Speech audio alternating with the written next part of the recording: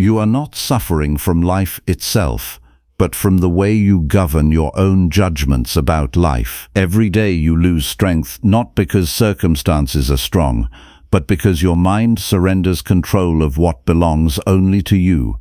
Your choices, your attention, your response, your discipline. This series brings you back to the only real power a human being has, the power to examine your thoughts before you obey them, to separate what is yours from what is not, and to live by reason instead of reaction. Nothing here is abstract. Everything points directly at your daily behavior, your decisions, your excuses, and the quiet moments where you either rule yourself or abandon yourself. If this speaks to you, stay with this space and subscribe, not for motivation, but for a steady return to clear thinking and disciplined living. Number 1.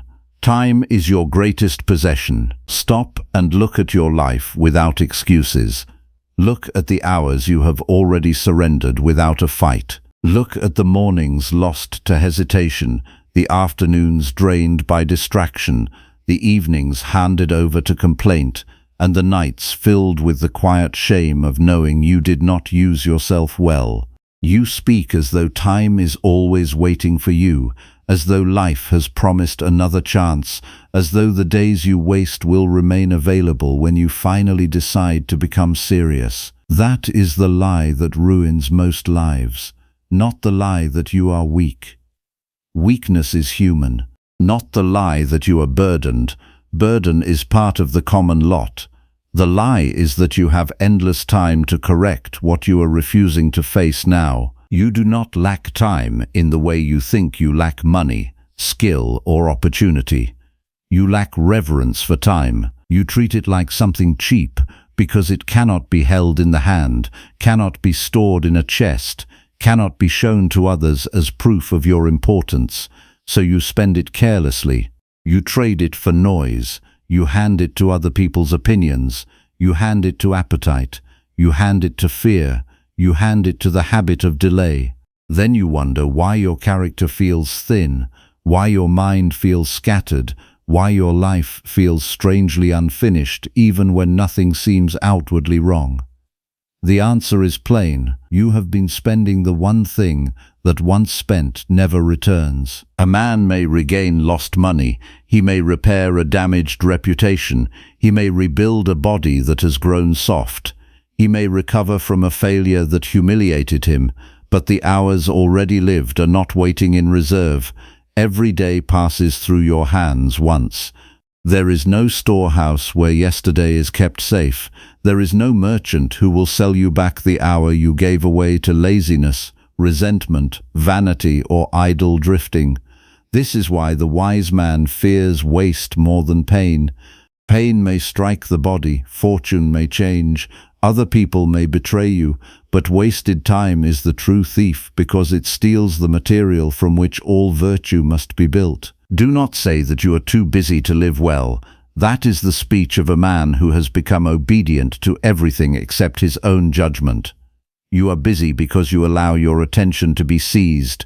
You are busy because you answer every impulse. You are busy because you confuse motion with purpose. A day can be full and still be empty. A life can be crowded and still be shapeless. The question is never how much you are doing. The question is whether what you are doing belongs to your nature as a rational being, whether it strengthens your character, whether it makes you more just, more self-possessed, more courageous, more moderate, more honest. If not, it is not life, it is drift. Time is your greatest possession because it is the only place where character is formed. You do not become wise in a single dramatic moment. You become wise through repeated choices made in the small spaces of ordinary days. You become just by refusing to lie when lying would be convenient. You become temperate by resisting excess when excess is available. You become courageous by standing firm when fear invites retreat. You become disciplined by doing what should be done before desire has time to argue. There is no other road. The soul is shaped in time, and time is always moving. That means every hour is either building you or eroding you. Nothing is neutral. Look at how you begin your day. Do you rise with intention, or do you rise already conquered by the first impulse? Do you meet the morning as a commander meets the field, ready to order your thoughts, or as a servant dragged by whatever appears first? The undisciplined person begins in reaction. He reaches for distraction before he has even found his bearings. He lets the mind be filled by messages, opinions, demands, and images before he has asked what kind of person he means to be today. Then he acts surprised when the day runs him instead of the other way around. But a man who understands time begins differently. He wakes and remembers that the day belongs to conduct, not consumption. He does not ask what will please him. He asks what is required of him. This is the first practice.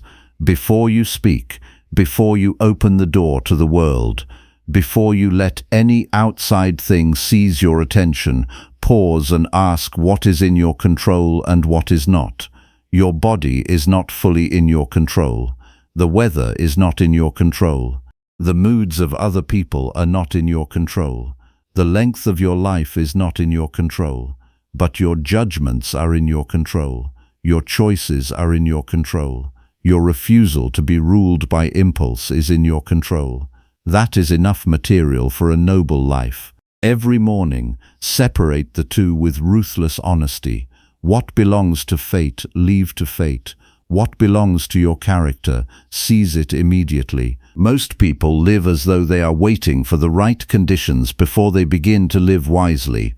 They imagine that if life were less noisy, less demanding, less uncertain, less unfair, then they would have the time to become the people they claim they want to be. This is childish. Life will not wait for your ideal conditions. The field is always imperfect. The task is always incomplete. The body is always vulnerable. The future is always hidden. You are not given a clean world. You are given this world, and with it the chance to govern yourself in the midst of it. The wise man does not postpone virtue until the world becomes easier. He practices virtue inside the difficulty. Time matters because it reveals what you truly value. When a man says he values wisdom but gives his hours to trivial amusements, the truth is exposed by the calendar. When he says he values his family, but gives them only the exhausted remainder of himself, the truth is exposed by his schedule. When he says he values health, but fills his days with excess and neglect, the truth is exposed by his habits. A man's values are not found in his declarations. They are found in where he spends his life, and life is nothing but time gathered and arranged by choice. So do not flatter yourself with noble language while living in contradiction. The hours are more honest than your mouth. You must learn to treat each day as complete in itself, not as a tunnel waiting for some future reward, not as a temporary inconvenience to be endured until a better season arrives. Today is not merely preparation for a life you will begin later. Today is life. What you do with this morning is your life. What you do with this conversation is your life. What you do with this temptation, this irritation, this responsibility, this quiet moment when no one is watching, is your life. Do not imagine that existence is happening somewhere else, in some future state of achievement or calm. It is happening now, and the now is being surrendered one small decision at a time. There is a hard truth here, and you should not turn your eyes from it. Many people do not waste time because they are evil. They waste time because they are afraid. They are afraid to look directly at themselves. They are afraid of silence because silence exposes the disorder within. They are afraid of stillness because stillness removes their excuses. They are afraid to begin because beginning would require accountability. So they fill the day with noise. They scroll, they complain, they talk, they compare, they plan endlessly, and they do not act. This is not rest. This is hiding, and hiding always costs more than honesty. The disciplined mind does not flee from quiet. It uses quiet. Each day, sit with yourself for a few minutes and ask, where did I waste my time today? Where did I surrender to impulses I knew were beneath me? Where did I avoid a duty because I wanted comfort? Where did I speak without need? Where did I let the opinions of others disturb my judgment? Where did I chase something that is not good in itself? Do not ask these questions to torment yourself. Ask them to see clearly. The point is not self-hatred. The point is self-rule. A man cannot govern what he refuses to examine. You will notice that time often slips away in fragments, not in great disasters. It is not usually one catastrophic decision that empties a life. It is the repeated theft of small intervals. 5 minutes here, a quarter hour there, a morning lost to hesitation, an evening lost to indulgence, a week lost to resentment, a month lost to aimless expectation. The damage seems small because each loss is small, but the sum is ruinous. The soul becomes accustomed to waste the way a body becomes accustomed to poor posture. At first it is only a slight leaning, then the entire structure is bent. So guard the small hours, guard the opening of the day, guard the transition between tasks, guard the moments when nothing demands you, because those moments are where your direction is either preserved or lost. There is no shame in needing rest. The body requires it. The mind requires renewal. But rest is not the same as surrender. Rest restores the instrument so it may serve reason again. Surrender dulls the instrument so it may serve appetite. Learn the difference. Some call their indulgence self-care when it is really the failure to command themselves. Some call their avoidance boundaries when it is really the refusal to meet what is difficult. Some call their drift freedom when it is really slavery to impulse. The Stoic refuses such false names. He names things as they are. A thing that weakens virtue is not good, no matter how pleasant it feels. A thing that strengthens virtue is not a burden, no matter how hard it feels. Time is precious because it is the arena in which you prove whether your philosophy is real.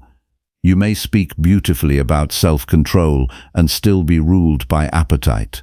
You may admire fortitude and still collapse at the first discomfort. You may praise wisdom and still live as if convenience were your God. But time leaves no room for pretending forever.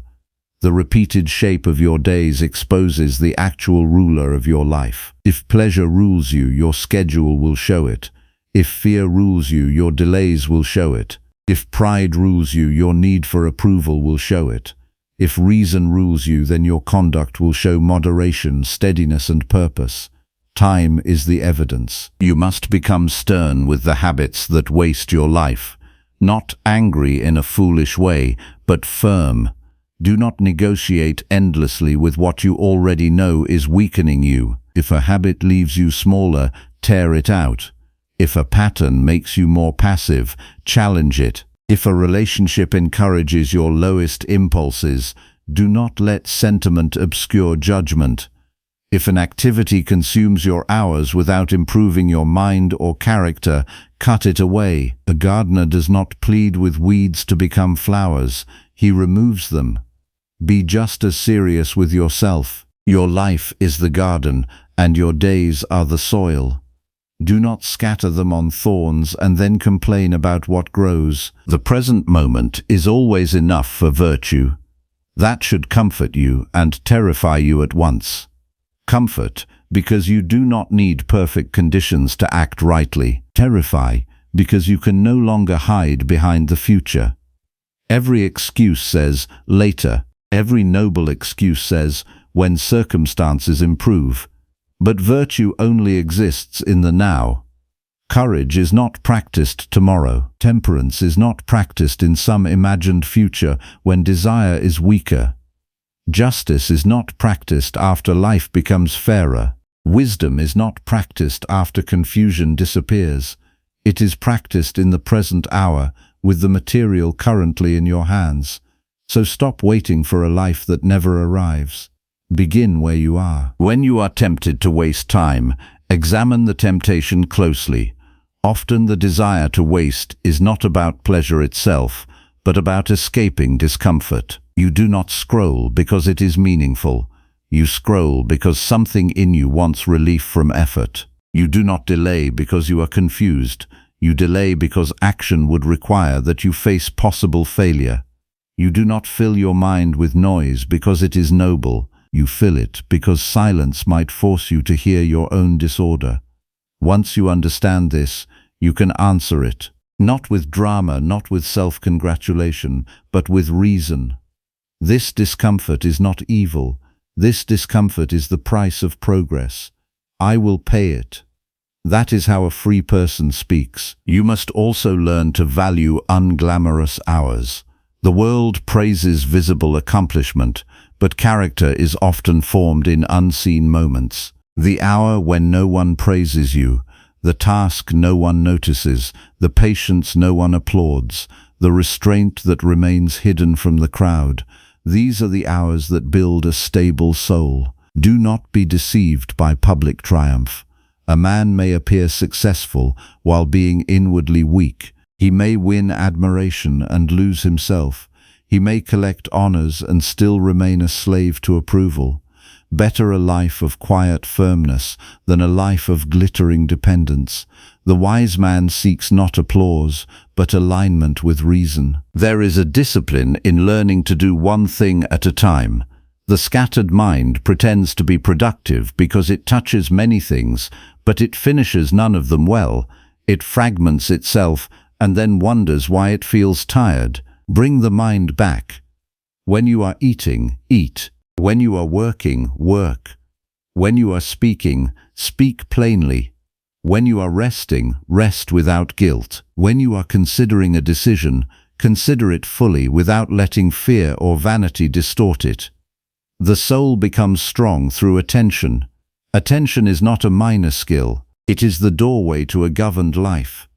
A man who cannot attend to the present cannot command his destiny, because he is not even present to himself. Use your time to rehearse loss before loss comes. This is one of the stern mercies of Stoic practice.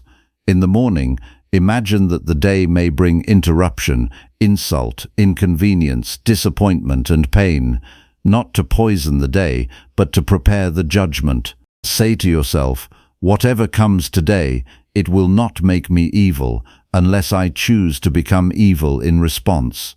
This protects time because it prevents the waste of emotional collapse. Many hours are lost, not to the event itself, but to the storm of reaction around the event. A small irritation becomes half a day of bitterness.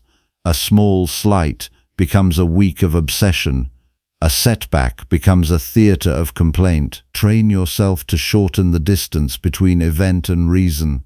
The shorter that distance becomes, the more of your life remains yours. Do not surrender your hours to resentment. Resentment is one of the most expensive wastes of time. A wound in the mind that is held too long becomes a prison. You replay what should be released. You compose arguments against people who are not present. You keep yesterday alive inside today and call it justice. It is not justice, it is self-poisoning. You have not been appointed to carry every offense forever. You have been appointed to judge rightly, act rightly, and then return to your own task. Some things will be corrected, many will not. What matters is that you do not let another person occupy space in your mind that should belong to your work and virtue. Release what is not yours to govern. The same must be said of fear. Fear steals time long before the feared event arrives. You spend days imagining pain that may never come. You rehearse disasters as if worry were preparation. It is not. Worry is the counterfeit of readiness. Genuine readiness is calm, practical, and focused on what can be done. Fear, by contrast, ties the mind to shadows. The remedy is not to demand certainty. The remedy is to become certain of your own duty. Ask not whether the future is safe. Ask whether you are fit to meet it with courage and reason. That question returns power to you. The future may remain unknown, but your conduct need not be. Remember also that time is not simply for survival. It is for forming a soul worthy of itself. A day spent merely preserving comfort is a day squandered. A life arranged only around ease becomes thin and fragile. The human being was not made to lie flat under the rule of comfort. He was made to face difficulty with intelligence and dignity. This is why voluntary hardship is useful. Choose from time to time what is uncomfortable but harmless. Let yourself feel a little cold. Let yourself do without extra luxury. Let yourself walk when you could be carried. Let yourself eat simply. Let yourself stand apart from the crowd's need to be entertained every moment. These small disciplines teach the body and mind that they do not command the soul. The soul commands them. Such practices do not make you proud. They make you free. They remind you that many of the things you call necessities are only habits. And once you see that, your dependence weakens. The person who can endure simplicity without complaint possesses a reserve no fortune can take away. He is less afraid of loss because he has already proven that he can live with less. He has trained himself not to be ruled by softness. He can therefore use his time with greater clarity because he is not spending it preserving an illusion of comfort. When evening comes, do not let the day disappear without judgment. Sit with the day as a magistrate sits with evidence. What did you do well? Where did you act with fairness? Where did you speak with restraint? Where did you hold your attention steady? Where did you fail? Where did you lower your standards? Where did you let delay win? Do not lie to yourself. To lie in self-examination is to waste even the hour of review, but also do not drown yourself in shame. Mark the fault, understand the cause, and prepare the correction. The point of review is improvement, not humiliation. The self is not healed by denial, and it is not healed by despair. It is healed by truth, followed by action. The habit of review will change your relationship to time. Instead of feeling that the days vanish in a blur, you will begin to see their shape. You will notice patterns. You will see where you are strong and where you are weak. You will see which hours invite your best work and which hours invite your worst habits. You will begin to manage yourself with greater intelligence. This is not trivial. A man who knows his own patterns can defend his attention. A man who cannot name his own weakness will keep stumbling into it as if he were surprised every time. Be honest enough to know yourself, then be brave enough to change. You may ask why all this severity is necessary. Because the good life is not automatic.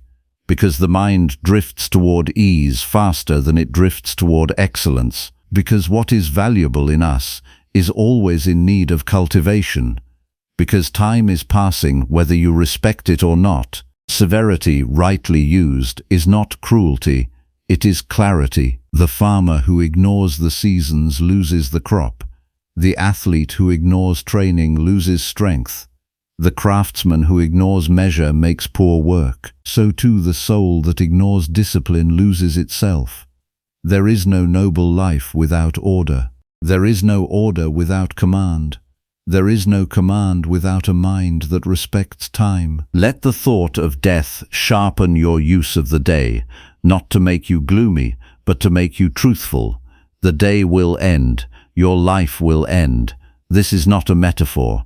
It is a fact. That fact does not diminish life. It gives life weight. The man who forgets death behaves as though his time were infinite, and therefore behaves foolishly. The man who remembers death does not panic. He becomes deliberate. He stops postponing what matters. He stops pretending that trivial concerns deserve his whole mind. He stops living as if he were immortal in practice, while mortal in theory. Death is the boundary that gives each hour its seriousness. Because the hour is finite, it must be used well. Do not misread this urgency. Stoic urgency is not frantic. It is disciplined. It does not chase every possibility. It does not rush into noise. It does not confuse activity with achievement. It simply knows that the right use of time cannot be delayed without loss. When a duty is clear, do it. When a judgment is needed, make it. When a temptation appears, meet it. When a wrong thought rises, challenge it. When a good habit can be formed, begin now. The world may be slow to reward you. Your own mind may resist. Do it anyway.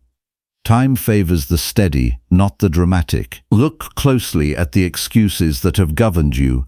I am tired. I will start tomorrow. I need more motivation. The situation is difficult. I am not ready. Some of these may contain a grain of truth, but truth becomes corruption when used to avoid action. Tiredness does not cancel duty. Tomorrow is not your property. Motivation is not required for justice. Difficulty is not a reason to abandon reason. Readiness is often only a prettier word for fear. Do not let language shield weakness. Name the excuse, then act in spite of it. The person who learns to respect time becomes harder to manipulate. He is less vulnerable to vanity because he knows that applause is an expensive waste if it does not improve character. He is less vulnerable to consumer desire because he knows that possession does not equal worth. He is less vulnerable to envy because he knows that another man's progress does not shorten his own path. He is less vulnerable to panic because he knows that the present task is enough. He is less vulnerable to despair because he knows that virtue is always available, even when outcomes are not. This is freedom, not the freedom to do whatever impulse suggests, but the freedom to govern oneself regardless of circumstances. A life shaped by this understanding becomes plain and strong. The days are not filled with constant excitement, and they do not need to be. Real excellence is often quiet. You wake, you examine, you work, you endure, you correct, you rest, you return, over and over. The repetition is not failure, it is the shape of discipline. Each day gives you another chance to act in accordance with reason. Each day gives you another chance to resist the petty ruler within you. Each day gives you another chance to make your soul less fractured and more unified. Do not despise repetition. It is how the stone is worn smooth, how the body is trained, how the mind is steadied, how the character is forged. There will be moments when you fail. You will waste time. You will react badly. You will forget yourself. Do not make an idol of perfection, and do not use failure as an excuse for surrender. The wise person is not the one who never stumbles. He is the one who returns to himself quickly. He notices the lapse, corrects the judgment, and moves on. He does not turn one bad hour into a bad week. He does not turn one weak choice into a philosophy of weakness. He keeps faith with reason. That is enough. The task is not to become untouchable. The task is to become governable. Return then to this truth. Time is not merely passing through your hands. It is revealing your soul. Every hour answers a question. What kind of person are you becoming with the life you are actually living, not the life you imagine? The answer is written in your habits, your priorities, your patience, your reactions, your use of solitude, your willingness to endure discomfort for the sake of goodness. No one else can answer that for you. No one else can live your hours. No one else can spend your life well on your behalf. So begin today with seriousness. Rise as a human being meant for reason. Refuse to squander the first hour. Refuse to let distraction take your mind before you have claimed it. Refuse to call indulgence rest. Refuse to call fear wisdom. Refuse to call delay prudence. Study your own conduct as carefully as you would study a battlefield if your life depended on it, because in one sense it does. The life of the soul depends on how you use the hours. There is no later that can save a wasted now.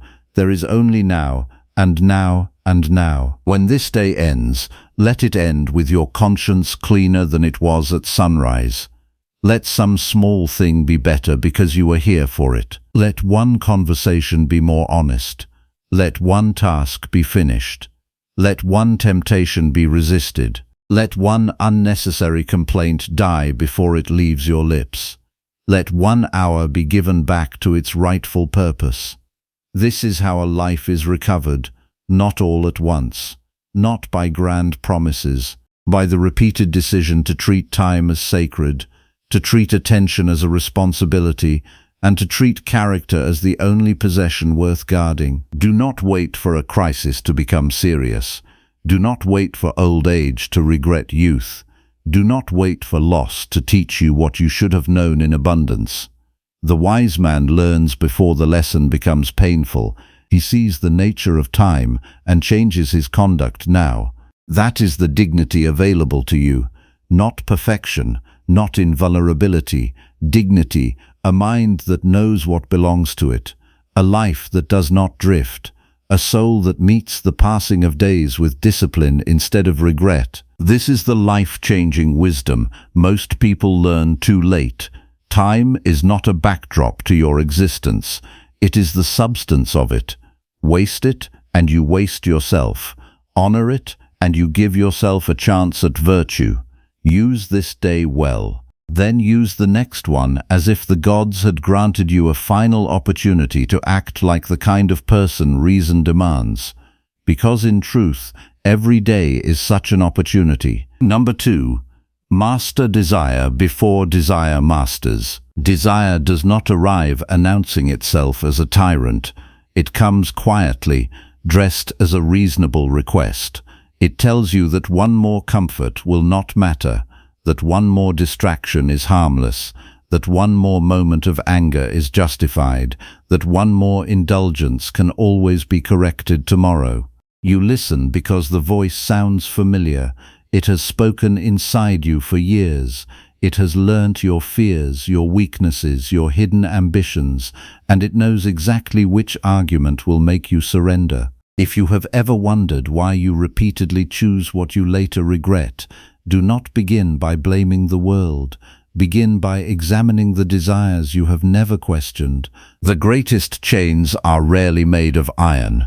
They are forged from unexamined impulses that slowly become habits. At first you believe you possess your desires because you can satisfy them whenever you choose. Then, without noticing, the relationship changes. You no longer choose them. They choose you. Your peace depends upon them. Your mood rises and falls with them. Your judgment bends before them. What once appeared to be freedom quietly becomes dependence. Look honestly at your own life. How many of your decisions are truly yours? How many are made because an impulse appeared and you obeyed before reason had the opportunity to speak? How often has irritation become harsh speech before you paused to examine whether the insult existed only inside your judgment? How often has pleasure promised satisfaction yet left you emptier than before? The disciplined life begins the moment you become unwilling to trust every desire simply because it is strong. Many people believe suffering comes from being denied what they want. The examined mind discovers something different. It discovers that suffering often begins the moment desire is allowed to decide what happiness depends upon. If your peace depends upon praise, then criticism becomes unbearable. If your peace depends upon comfort, then inconvenience feels like injustice. If your peace depends upon success, every obstacle appears as an attack upon your identity. The object itself is not ruling you. Your attachment to it is. A person governed by desire lives as though every passing impulse deserves immediate obedience. The appetite speaks and action follows. Anger appears and words escape before judgment arrives. Envy awakens and gratitude disappears. Fear whispers and courage retreats without resistance. Such a life feels busy, emotional, unpredictable, and exhausting because the mind has surrendered its rightful authority. Reason was not given to you merely to solve practical problems. It was given so that no appetite, emotion, or circumstance would become your master. Every desire that enters your mind should first appear before the court of judgment. Ask it simple questions. Does this strengthen my character? Does this lead me toward justice, moderation, courage, or wisdom? Is this within my control, or am I placing my happiness into uncertain hands? Does this deserve obedience, or merely observation? Most desires become weaker the moment they are examined honestly. Do not mistake desire itself for an enemy. The danger lies in allowing desire to rule without discipline. Hunger reminds the body to eat. Weariness reminds the body to rest. Affection encourages human fellowship. These become destructive only when they escape the guidance of reason. Every natural impulse requires a wise governor. Without one, even good things become sources of disorder. Consider how often you seek relief instead of improvement. When difficulty appears, your first instinct may not be to strengthen yourself, but to escape the feeling. You search for distraction instead of clarity. You pursue comfort instead of endurance. Yet every time you choose escape over examination, desire grows stronger while character grows weaker. You have trained yourself to believe discomfort is the true enemy. It is not. Undisciplined judgment is. There is tremendous freedom in discovering that an uncomfortable feeling does not require immediate action. An impulse may demand attention without deserving obedience. Anger can be observed without becoming cruelty. Fear can be acknowledged without becoming surrender. Craving can exist without becoming indulgence. Between impulse and action stands your faculty of judgment. Strength is found there. Begin practicing this today. Whenever desire appears, refuse to answer immediately. Create a deliberate pause. During that pause, remind yourself that the feeling itself has no authority. It is merely presenting a suggestion. Your task is not to silence every impulse, but to examine whether it deserves acceptance. This single habit slowly restores command over the inner life. Morning provides the first opportunity for this discipline. Before allowing the demands of the day to occupy your attention, sit quietly for several moments. Tell yourself that desires will certainly appear today. You may desire recognition when your work goes unnoticed. You may desire revenge when someone speaks unfairly. You may desire ease when duty becomes difficult. You may desire certainty about events no human being can control. Expect these visitors before they arrive. A prepared mind receives them calmly, instead of with surprise. Then remind yourself of a deeper truth. Nothing outside your own judgment possesses the power to corrupt your character. Circumstances may test you. Other people may disappoint you. Fortune may change direction without warning, yet none of these can force you to abandon moderation, justice, honesty, or courage. Only your own judgment can surrender those. Throughout the day, continue returning to a single question whenever desire becomes intense. What exactly am I seeking at this moment? Often the first answer is incomplete. You may believe you desire success, but perhaps you truly seek approval.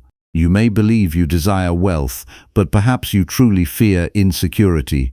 You may believe you desire revenge, but perhaps you simply wish to escape wounded pride. By questioning desire carefully, you expose the hidden judgments beneath it. The unexamined person believes satisfaction comes from acquiring more.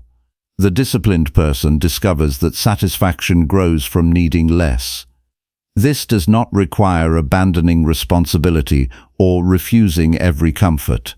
It requires refusing to become dependent upon anything that fortune can remove. Whatever can be taken away should never become the foundation of your peace. Practice choosing enough. When a meal nourishes the body, let it be enough. When your work has been completed with integrity, let that be enough. When you have acted justly toward another person, let that be enough, regardless of whether gratitude follows. Desire constantly whispers that fulfillment exists just beyond the next achievement, the next possession, the next victory. Reason quietly replies that fulfillment has always depended upon the quality of your character. Notice how desire constantly changes its object while keeping the same promise. It tells the young person that happiness waits beyond recognition. It tells the successful person that happiness requires greater success. It tells the wealthy person that security requires greater wealth. It tells the admired person that admiration must never end. The promise never changes because it is never fulfilled. Desire continues moving the finish line until life itself has been spent pursuing shadows. The disciplined mind refuses this endless pursuit. It asks instead, "Have I acted well?" That question cannot be stolen by fortune. Even failure cannot remove the dignity of right conduct. Even loss cannot diminish the value of a just action. Even obscurity cannot erase the worth of self-command. One of the most powerful exercises you can practice is voluntary restraint. Occasionally refuse something you could easily possess. Eat more simply than necessary. Delay a pleasure you could immediately enjoy. Walk when convenience invites ease. Remain silent when vanity longs to display itself. These are not punishments. They are reminders that desire serves you rather than governs you. Every voluntary act of restraint strengthens confidence that your happiness does not depend upon constant satisfaction. Many people imagine freedom means never denying themselves. The opposite is closer to the truth. A person incapable of saying no to personal desire is not free. Such a person has simply exchanged one master for another. Freedom begins when reason becomes strong enough to refuse even attractive impulses without resentment. Relationships also reveal the condition of your desires.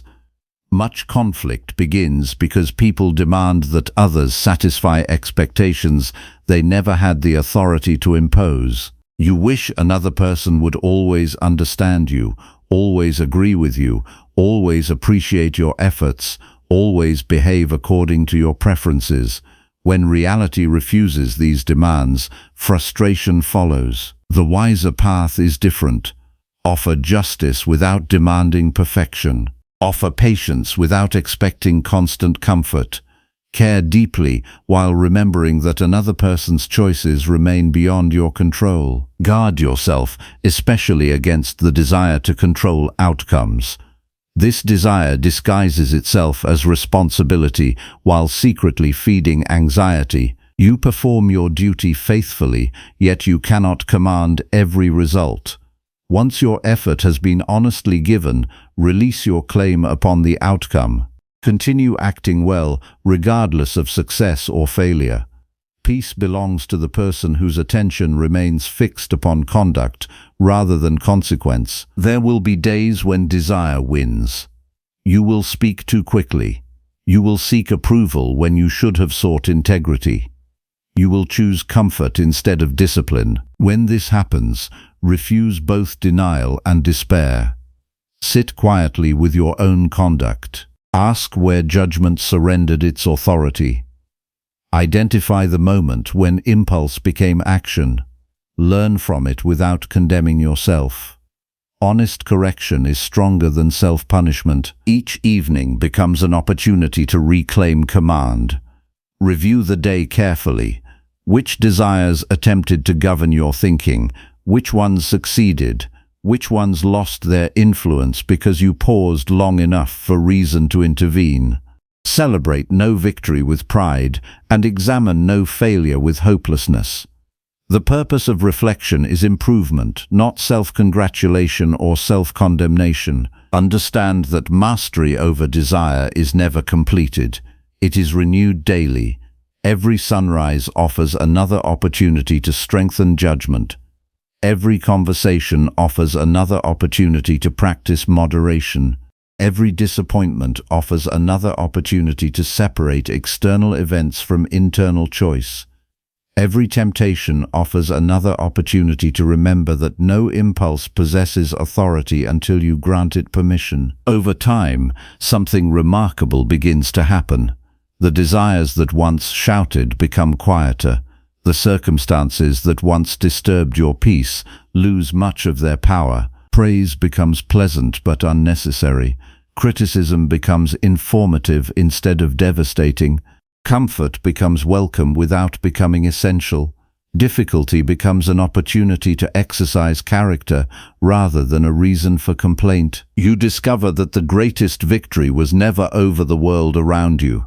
It was always over the confusion within you. A person who governs desire cannot easily be manipulated because rewards no longer purchase integrity and discomfort no longer frightens judgment. Such a person carries stability into changing circumstances because the source of that stability has never depended upon fortune. Remember this whenever desire speaks with urgency. It will always claim that happiness cannot wait. It will always insist that satisfaction lies just beyond immediate obedience. Do not answer too quickly. Pause. Examine the judgment beneath the impulse. Ask whether the desire serves virtue or merely appetite. If it strengthens character, accept it with moderation. If it weakens character, release it without resentment. The mind that learns this discipline gradually becomes its own ruler. It no longer wanders wherever appetite leads. It no longer measures life by possessions, applause, comfort, or victory. It measures life by the steady practice of reason expressed through justice, courage, moderation, and wisdom. No external circumstance can equal that achievement because it belongs entirely to the one place that has always been yours to govern. When desire no longer commands your choices, your character finally does. Only then do you begin to experience the quiet freedom that no change of fortune can ever take away. Number 3. Accept fate without inner resistance. There is a battle taking place inside you that no one else can see. It is not a battle against difficult people, uncertain events, or changing fortunes. It is a quieter conflict, one that begins every time reality presents itself exactly as it is, and your mind insists that it should have been different. In that single moment, suffering often begins, not because life has become unbearable, but because your judgment has declared war against what has already happened. You exhaust yourself trying to oppose what no human being has ever possessed the power to reverse. You call this struggle strength. Yet it leaves you weaker with every passing day. Look honestly at the moments that have disturbed your peace. How many were created by the event itself, and how many were created by the refusal to accept that the event had already become part of reality? The rain falls, yet the mind protests that the day has been ruined. Someone speaks unfairly, and the mind refuses to release the insult long after the words have vanished.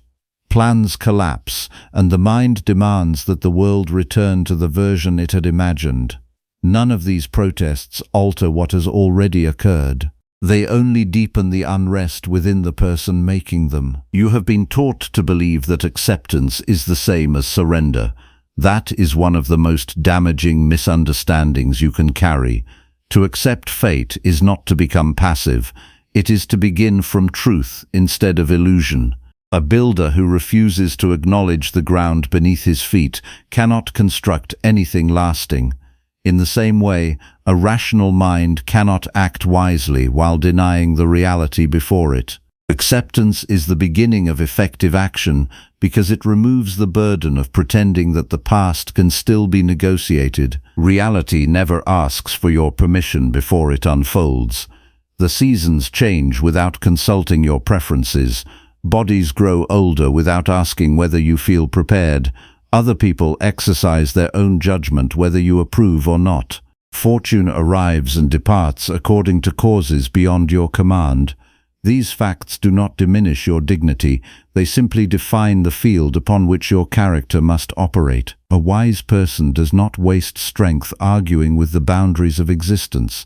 Instead, that strength is reserved for governing thought, speech, and conduct. Notice how quickly the mind invents unnecessary resistance. An inconvenience appears, and immediately it declares that life is unfair. A delay interrupts your plans, and irritation claims that the day has been stolen. Someone fails to meet your expectations, and disappointment quietly transforms into resentment. Each of these reactions begins with an invisible judgment that reality owed you something different. Examine that judgment carefully. Ask whether the world ever promised freedom from difficulty. Ask whether your expectations were built upon reason or upon preference alone. The disciplined mind learns to distinguish between what has happened and the opinion formed about what has happened. These are never identical. An event belongs to the world. The interpretation belongs to you. Because the interpretation belongs to you, it can be questioned, refined, and corrected. This discovery restores responsibility where it truly belongs. You may not govern circumstances, but you are never required to become the servant of your first impression. Begin each morning by preparing your judgment before the day begins, making demands upon it. Sit quietly and remind yourself that unexpected events will certainly arrive. Some conversations will disappoint you. Some efforts will produce less than you hoped. Some people will misunderstand your intentions. Circumstances will shift without warning. None of these possibilities are extraordinary. They belong to the ordinary fabric of human life. By expecting them, you remove their power to surprise your reason. Preparedness softens resistance before resistance has the opportunity to grow. Do not spend your energy asking why life has become difficult. Ask instead how a rational person should respond to this particular difficulty. That single question changes everything. It redirects attention away from complaint and toward conduct. The situation may remain unchanged, yet the mind immediately regains its proper task. Instead of demanding another reality, it begins searching for the most virtuous action available within the present one. Much of inner disturbance comes from believing that your plans deserve obedience from the world. Yet plans are only intentions. They are never guarantees. You prepare carefully because preparation is your responsibility. Whether events cooperate with those preparations belongs elsewhere. The disciplined person works diligently while remaining ready for alteration. Flexibility is not weakness. It is the natural companion of wisdom. When disappointment arrives, resist the temptation to ask, "Why did this happen to me?" That question often feeds self-pity rather than understanding. Replace it with another question. What part of this situation belongs to my judgment, and what part belongs beyond it? You will often discover that your greatest burden has been carrying responsibilities that were never yours. Another person's choices, changing circumstances, the passage of time, and the outcomes of honest effort have always existed beyond complete control. Once this becomes clear, unnecessary anxiety begins to lose its foundation. Practice welcoming interruption as part of your daily discipline. When your plans change unexpectedly, notice the immediate movement of irritation within the mind. Do not obey it. Observe it with calm attention. Tell yourself that reality has merely presented different material for today's exercise. Instead of practicing patience under ideal conditions, you are now invited to practice it under demanding ones. Every unexpected event becomes another opportunity to strengthen character rather than another excuse for complaint. There is great danger in believing that happiness depends upon life unfolding according to personal preference. Such a life becomes fragile because preference changes constantly while reality remains indifferent to it. Build your peace upon something more stable. Build it upon your commitment to justice, moderation, courage, and wisdom. These remain available regardless of circumstance. No storm, illness, criticism, or delay possesses the authority to remove them unless you willingly abandon them yourself. The mind frequently mistakes emotional resistance for moral seriousness. It believes that refusing to accept painful events somehow honors what has been lost. Yet prolonged resistance often prevents wise action. Grief deserves honesty, but grief does not require rebellion against reality. Difficulty deserves courage, but courage begins only after truth has been accepted. The heart may ache without surrendering reason, The two can exist together without contradiction. Whenever something unpleasant occurs, train yourself to pause before assigning meaning to it. The first interpretation is rarely the most reliable. Ask whether you are responding to facts or to assumptions.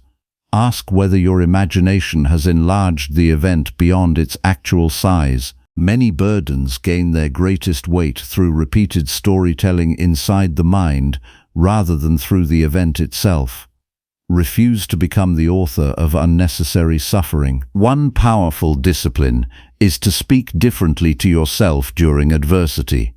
Replace statements of helplessness with statements of responsibility. Instead of saying, "This should not have happened," remind yourself, "This has happened. My task now is to respond well." Instead of asking, "How can I escape this?" ask, "How can I preserve integrity while passing through this?" These changes in language reshape the direction of thought. The mind gradually learns that its purpose is not resistance but wise participation in reality. Observe people carefully, and you will notice that many spend years fighting battles against events that ended long ago. Old disappointments continue governing present choices. Past insults continue shaping present relationships. Regret repeatedly drags attention backward toward moments that cannot be altered. Such resistance quietly steals the present while pretending to defend the past. The examined mind refuses this endless conflict. It learns from experience without becoming imprisoned by it. Even success should be accepted with the same calmness as difficulty. Fortune often changes direction without warning. If you cling desperately to favorable conditions, fear quietly enters every moment of prosperity. Instead, receive good circumstances with gratitude while remembering that they remain temporary visitors. Appreciation without attachment creates steadiness. Possession without dependence preserves freedom. During the middle of your day, stop briefly and examine your inner condition. Ask whether you have been resisting reality or working faithfully within it. Notice where tension has accumulated. Trace it back to its source. Often you will discover that the tension began when you silently demanded certainty, control, recognition, or permanence from a world that has never promised such things. Release that demand. Return attention to the only place where your authority remains complete: the quality of your present judgment. Accepting fate does not mean approving every event. It means refusing to multiply pain through useless opposition. You may oppose injustice through honorable action. You may repair what can reasonably be repaired. You may protect others when duty requires it. Yet even while acting firmly, your mind remains free from hatred toward reality itself. Action guided by reason differs completely from reaction driven by resistance. Learn to recognize the difference between effort and struggle. Effort belongs to virtue. Struggle often belongs to attachment. You may work tirelessly while remaining inwardly composed because your purpose is simply to fulfill your responsibility. Once your responsibility has been honestly completed, release your claim upon everything beyond it. This practice gradually frees the soul from constant agitation. Each evening, return to yourself before sleep. Review every moment during which reality challenged your expectations. Did you greet those moments with clear judgment or with habitual resistance? Did you complain internally before examining the facts? Did you allow disappointment to dictate your conduct? Do not perform this review to accuse yourself. Perform it to educate your judgment. Every honest observation prepares tomorrow's wisdom. Remember that acceptance is strengthened through repetition rather than inspiration. Every ordinary inconvenience becomes valuable training. Long lines, delayed replies, unexpected changes, criticism, physical discomfort, misunderstandings, and uncertainty all become opportunities to practice inner agreement with reality. Small victories in these ordinary moments prepare you for greater trials that life may eventually present. You cannot prevent every loss. You cannot arrange every outcome. You cannot persuade every person to think as you do. You cannot stop time from moving forward. None of these limitations diminish your humanity. They define the proper work of your humanity. Your true responsibility has never been to command the movement of the world. It has always been to govern the movement of your own mind. As this discipline matures, something remarkable begins to emerge. You no longer greet difficulty with immediate hostility. You become curious instead. Every challenge quietly asks the same question: will you preserve your character here as well? Every disappointment invites another opportunity to exercise patience. Every uncertainty invites trust in reason rather than panic. Every setback becomes material for strengthening endurance instead of feeding bitterness. Eventually, you realize that fate has never been your greatest adversary. Your greatest adversary was the habit of demanding that life conform to your expectations before allowing yourself to live with peace. Once that demand is abandoned, an extraordinary freedom appears. Reality remains unpredictable, yet your judgment becomes increasingly stable. Circumstances continue changing, yet your conduct acquires consistency. The world remains beyond complete command, yet the one place that truly belongs to you becomes calm, ordered, and governed by reason. Carry this understanding into tomorrow.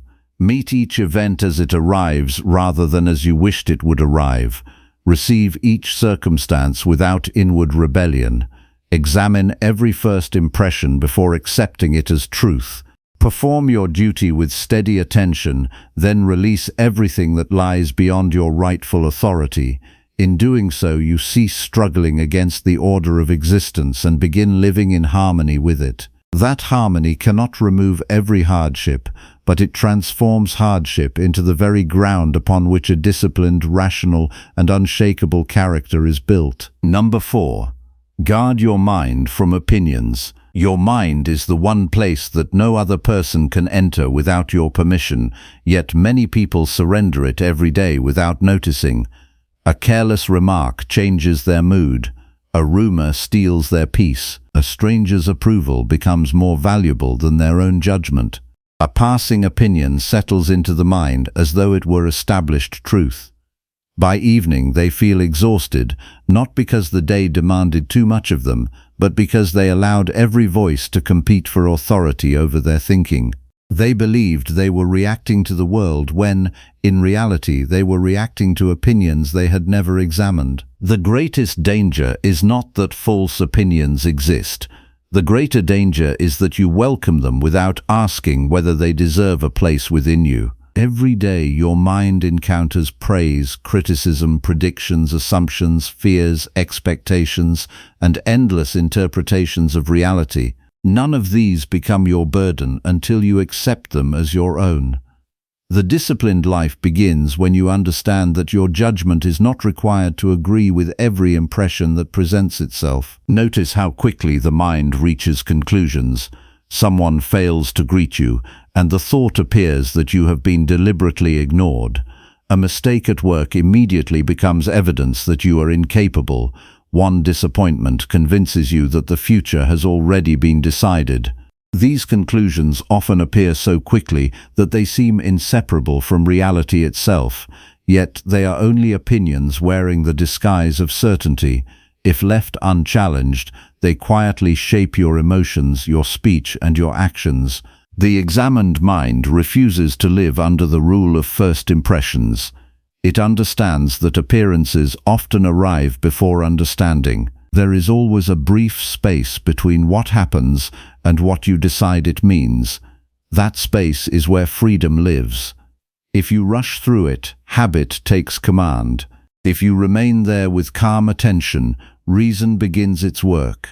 A single pause can prevent an entire day from being governed by a false conclusion. Much of what disturbs people is not created by events, but by interpretations added afterward. The event may be simple, yet the imagination builds an elaborate story around it. A delayed message becomes rejection. A difficult conversation becomes proof that the relationship is failing. A temporary setback becomes a permanent identity. These stories gain strength through repetition rather than truth. The more often they are rehearsed, the more convincing they appear, yet repetition never transforms opinion into fact. Train yourself to separate observation from interpretation. Observation simply states what has occurred. Interpretation immediately adds personal meaning. Learn to hear the difference inside your own thinking. One belongs to reality, the other belongs to judgment. When you confuse the two, you surrender clarity. When you distinguish them, your mind becomes far less vulnerable to unnecessary disturbance. Every morning, before allowing the concerns of the day to occupy your attention, remind yourself that countless opinions will seek entry into your mind. Some will flatter you, others will discourage you, some will encourage pride, others will provoke fear. None deserve immediate acceptance. Make a quiet commitment that every judgment must first pass through the discipline of reason. Do not promise yourself an easy day. Promise yourself a careful mind. Many people believe that protecting the mind means avoiding disagreement. The wiser approach is different. The mind grows stronger not by hiding from opposing views, but by refusing to become their servant. Listen carefully without becoming easily persuaded. Examine honestly without becoming defensive. Accept truth wherever it appears, yet reject conclusions unsupported by reason. Strength of judgment is measured not by stubbornness but by careful examination. The opinions of other people deserve particular caution. Praise often inflates the ego just as criticism wounds it. If your peace depends upon favorable judgments from others, you have quietly placed your character under their authority. Today they approve, tomorrow they disapprove. Your emotional condition rises and falls according to voices you cannot govern. Such dependence cannot produce stability because its foundation exists outside yourself. This does not mean ignoring wise counsel. It means distinguishing between thoughtful guidance and borrowed judgment. Receive instruction with gratitude when it helps refine your character. Refuse the temptation to adopt beliefs simply because they are popular, repeated, or confidently expressed. Truth does not become stronger because many people agree with it, nor does it become weaker because few recognize it. Pay close attention to the opinions you continually form about yourself. These often become the most powerful influences upon your conduct. A person who repeatedly declares, "I always fail," eventually stops making wholehearted efforts. Another who quietly believes, "I cannot remain calm," begins surrendering before challenges even appear. These internal declarations are rarely questioned because they have been repeated for years, yet they deserve examination more than any opinion offered by another person. Ask yourself whether your beliefs about your own character are based upon present effort or outdated memory. Human beings possess the capacity to improve through deliberate practice. Do not imprison yourself inside conclusions formed during moments of weakness. Your responsibility is not to defend an old identity but to cultivate a better one through present choices. Throughout the day, observe how often emotion attempts to disguise itself as certainty. Anger declares that another person is entirely wrong. Fear predicts disaster before evidence exists. Envy insists that another person's success has diminished your own worth. Pride exaggerates your importance. Discouragement whispers that effort no longer matters. These voices speak with confidence, yet confidence alone is never proof of truth. Whenever a powerful opinion arises, slow your thinking instead of accelerating it. Ask simple questions. What evidence supports this judgment? What assumptions have I quietly accepted? Am I responding to reality or merely defending my preference? Is this conclusion strengthening virtue or encouraging impulse? Honest questions dissolve many unnecessary convictions before they become harmful actions. One valuable discipline is learning to remain silent when certainty has not yet been earned. Many conflicts begin because people speak conclusions before understanding the situation. They mistake immediate reaction for wisdom. The disciplined person does not feel compelled to comment upon everything. Silence creates space for observation. Observation creates space for understanding. Understanding allows speech to become measured instead of impulsive. Guard yourself equally against flattering opinions about your own importance. Vanity is simply another form of false judgment. It persuades you that admiration is essential, that recognition measures your worth, that every conversation should confirm your value. Once vanity enters the mind, disappointment follows naturally because the world rarely satisfies endless expectations. Freedom comes from caring more about the quality of your conduct than the attention it receives. Likewise, refuse to build resentment upon assumptions about the motives of others. You often know far less than you imagine. Another person's behavior may have causes completely hidden from you. To immediately assign malicious intention is to construct certainty without sufficient knowledge. A rational mind remains cautious where facts remain incomplete. During ordinary conversations, practice listening more carefully than you speak. Notice how frequently people offer opinions as though they were undeniable truths. Resist the urge to absorb them automatically or reject them emotionally. Instead, allow reason to examine each one calmly.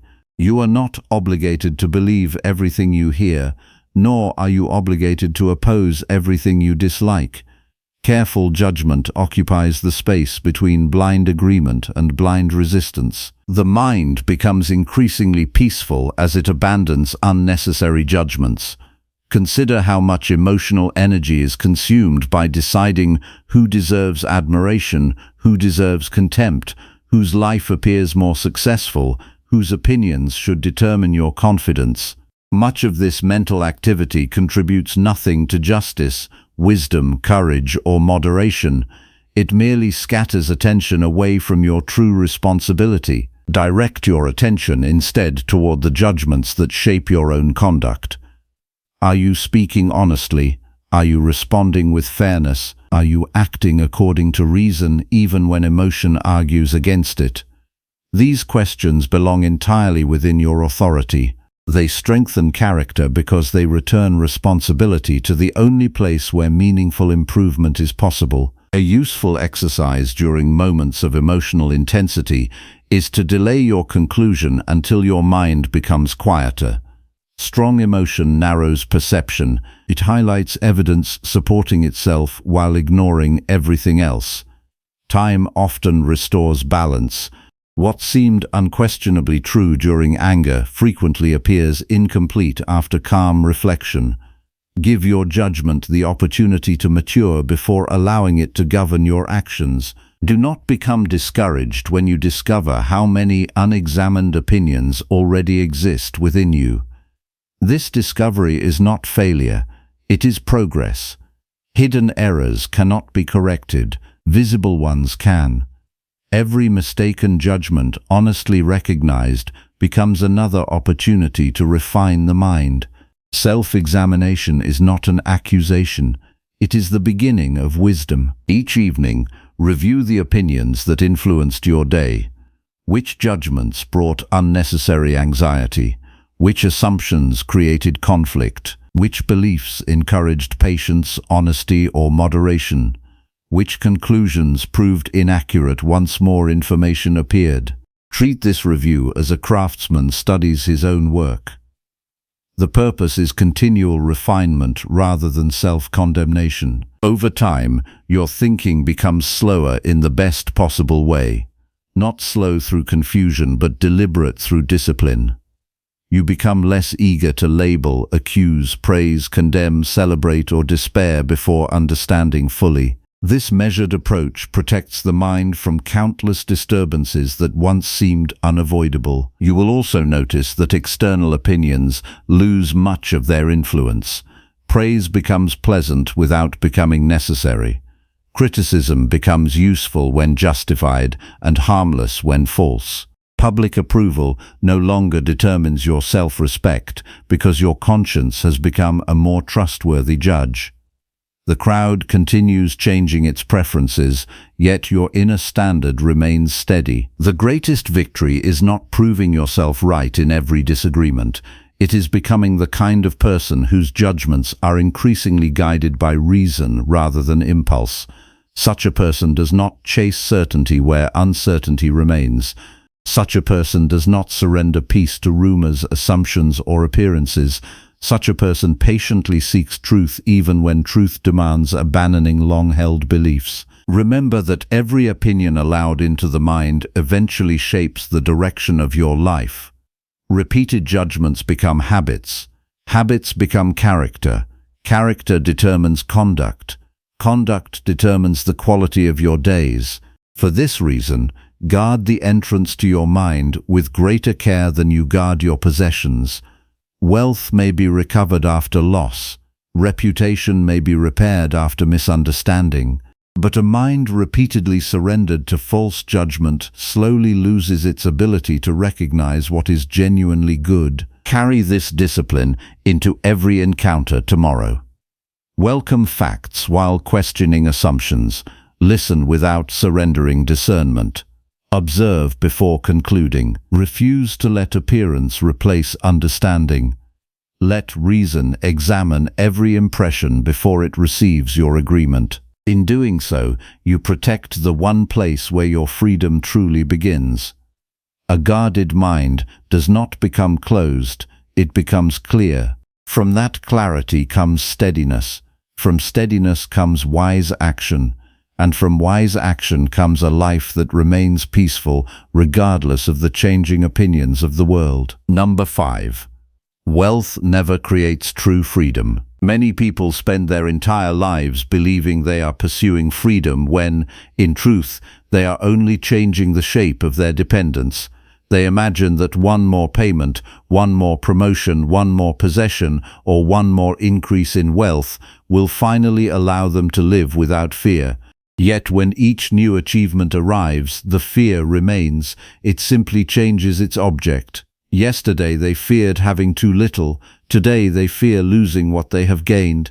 Tomorrow they will fear that someone else possesses more. Wealth has increased, but the mind remains captive. This is because no amount of external abundance can liberate a person whose judgments are still enslaved to external things. Look carefully at the promises your own mind has made throughout your life.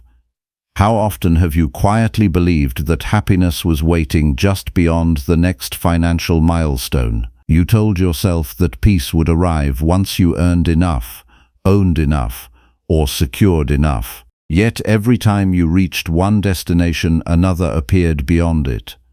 The horizon continued moving because the problem was never located in your circumstances. It lived inside the belief that peace could be purchased by acquiring what fortune is always free to remove. There is nothing dishonorable about earning wealth through honest effort. Work performed with integrity deserves respect. Providing for those entrusted to your care is part of responsible living. The danger begins when money quietly changes its place within the mind. Instead of becoming a useful instrument, it becomes the measure of personal worth. Instead of serving reason, it begins commanding it. Decisions are no longer guided by justice but by gain. Character is negotiated whenever profit appears. At that moment, wealth no longer belongs to you. You belong to it. Ask yourself a difficult question that requires complete honesty. If every decision you make is influenced by the fear of financial loss, are you truly wealthy? A person who cannot speak truth because comfort might disappear is not free. A person who abandons integrity whenever advantage is offered has exchanged the authority of reason for the authority of possessions. Freedom cannot exist where fear dictates conduct. Many people envy those who possess great fortunes without noticing the invisible burdens often carried alongside them. Greater wealth frequently creates greater attachment. Greater attachment creates greater anxiety. The mind begins guarding what it owns with constant vigilance. Every market movement becomes emotionally significant. Every unexpected expense becomes a personal threat. Every comparison with another person's success becomes another source of dissatisfaction. The possessions remain outside the mind, yet attachment allows them to occupy it day and night. The disciplined person approaches wealth differently. Money is welcomed when it arrives honorably and accepted without pride. If circumstances reduce it, dignity remains untouched because dignity was never stored inside possessions. Such a person understands that character survives changes in fortune more reliably than any account balance ever could. This understanding creates stability where others experience constant emotional fluctuation. Notice how easily society confuses luxury with freedom. Expensive surroundings often appear impressive from a distance, yet comfort alone cannot produce inner independence. A person may live among countless possessions while remaining terrified of losing them. Another may possess relatively little while moving through life with remarkable confidence, because peace depends upon principles rather than property. The difference is invisible to the eye but unmistakable within the soul. Each morning, before thoughts of earning, spending, or achieving occupy your attention, remind yourself of what truly belongs to you. Your judgment belongs to you. Your honesty belongs to you.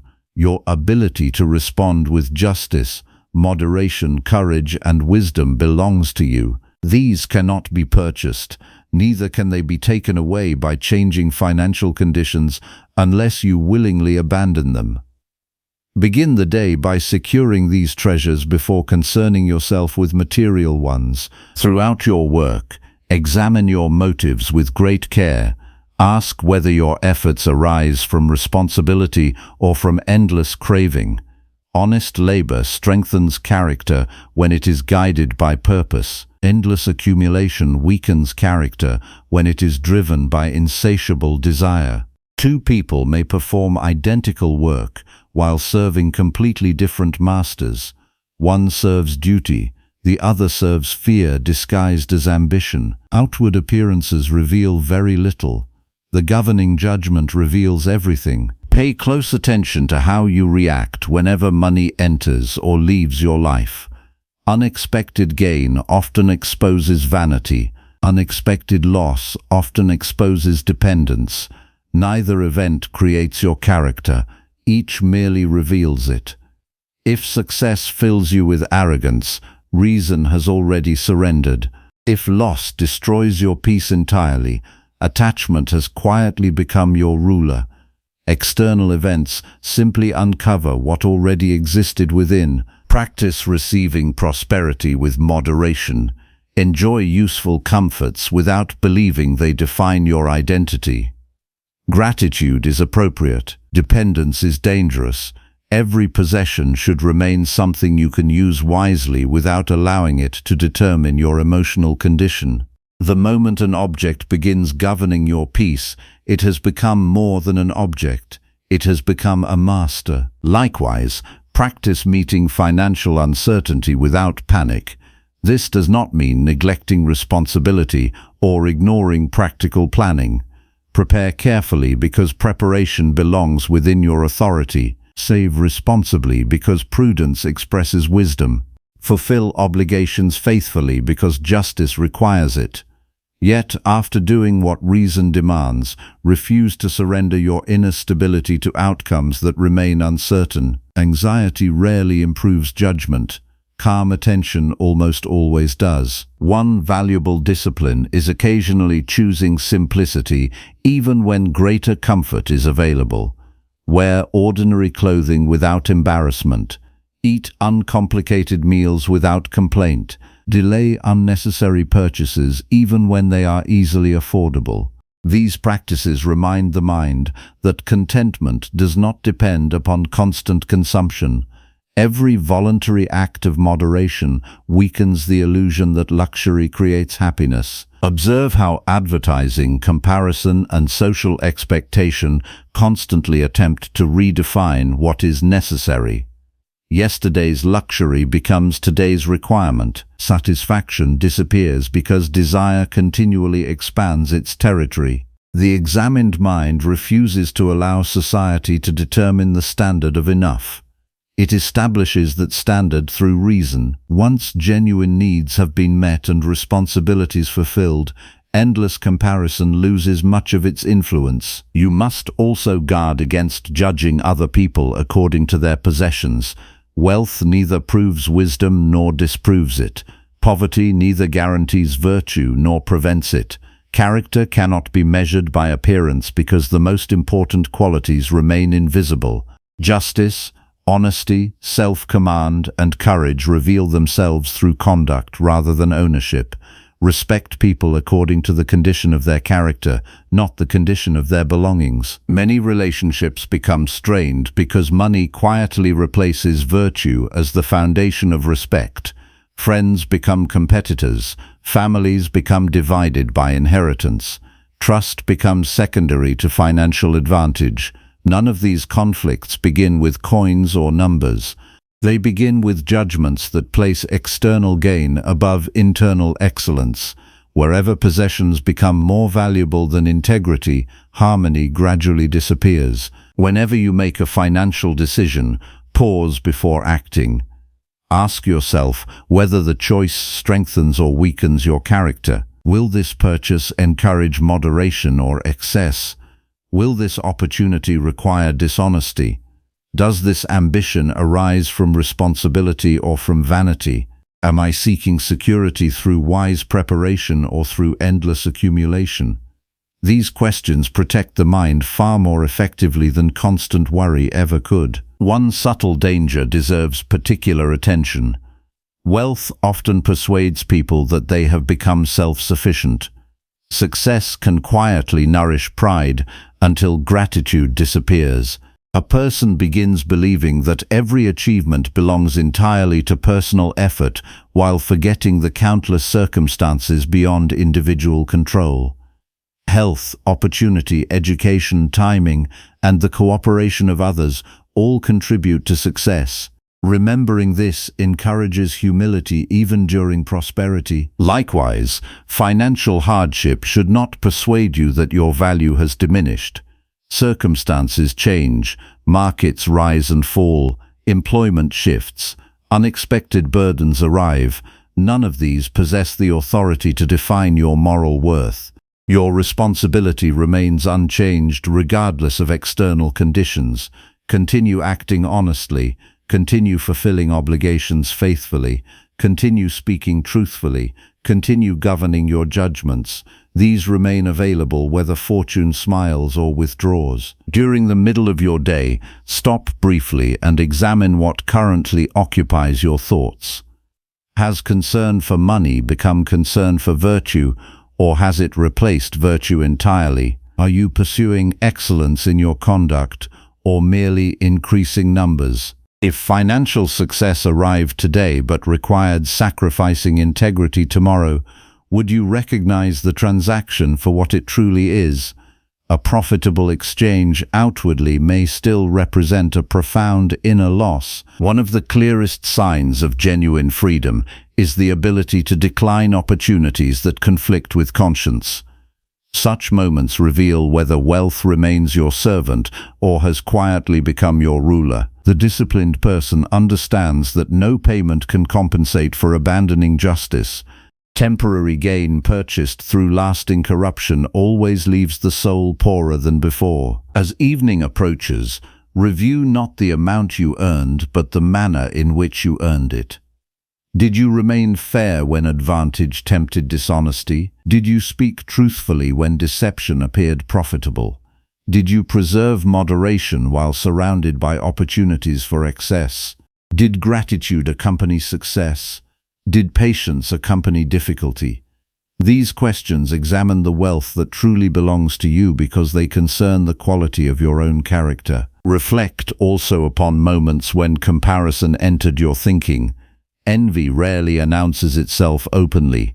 It often disguises itself as motivation while quietly poisoning contentment. Another person's prosperity neither reduces your capacity for virtue nor prevents you from acting wisely today. Comparison directs attention outward, reason returns attention inward. Your task has never been to possess another person's fortune. Your task has always been to govern your own judgments. Over time, this discipline transforms your relationship with material things. Wealth becomes useful without becoming sacred. Loss becomes inconvenient without becoming catastrophic. Success becomes welcome without creating arrogance. Simplicity becomes comfortable without creating resentment. You discover that true abundance is measured less by what you own than by how little your peace depends upon ownership. Gradually, fear begins losing its authority. Fear of losing status becomes weaker because status never determined your dignity. Fear of financial fluctuation becomes smaller because your deepest security rests elsewhere.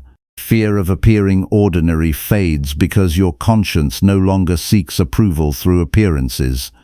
These freedoms cannot be purchased because they arise from disciplined judgment rather than external acquisition. Understand clearly what genuine freedom requires. It does not require possessing everything.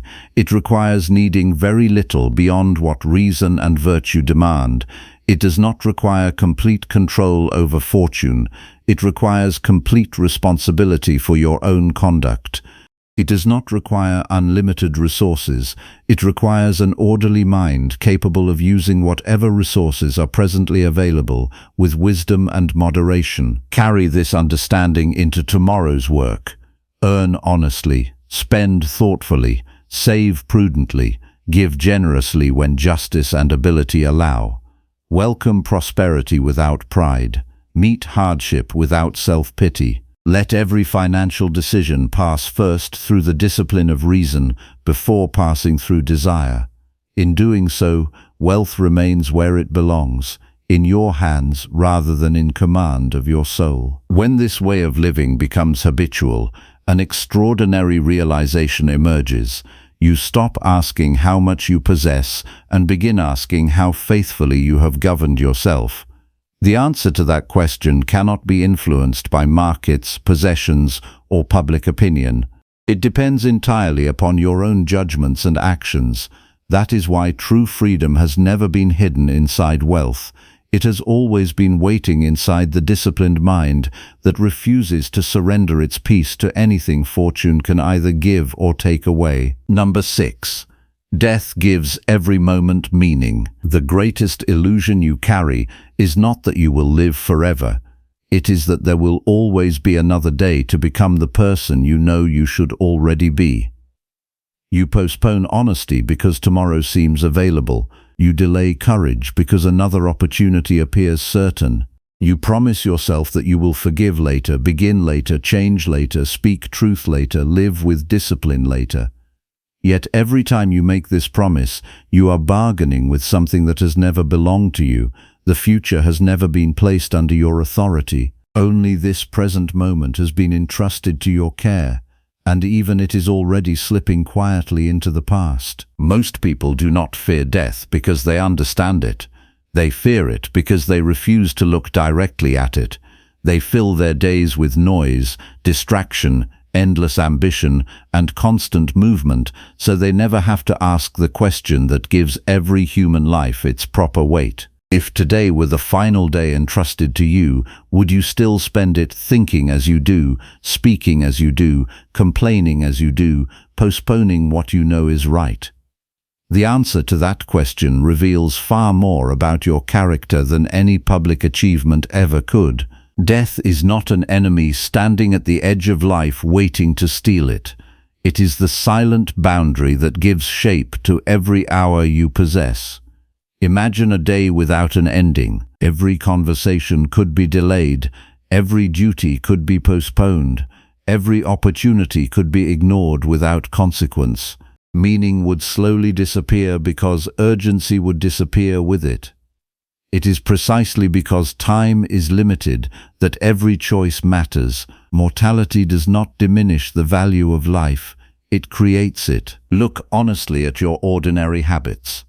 How much of your day is surrendered to thoughts that will never improve your character?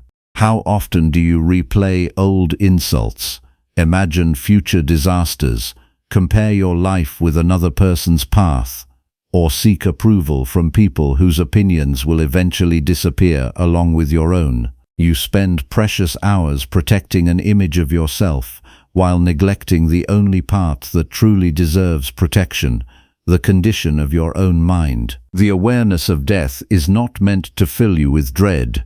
It is meant to remove illusion. Every unnecessary argument immediately appears smaller. Every petty resentment loses much of its importance. Every selfish desire begins to reveal its emptiness. What remains standing after such reflection deserves your attention because it belongs to what is genuinely essential.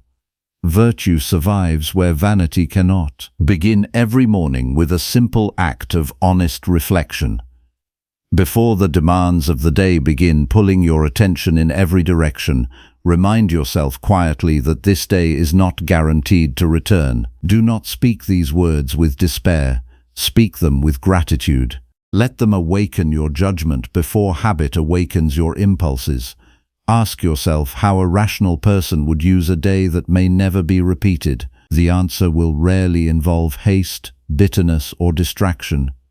It will almost always involve integrity. When you remember that life is uncertain, your priorities become clearer.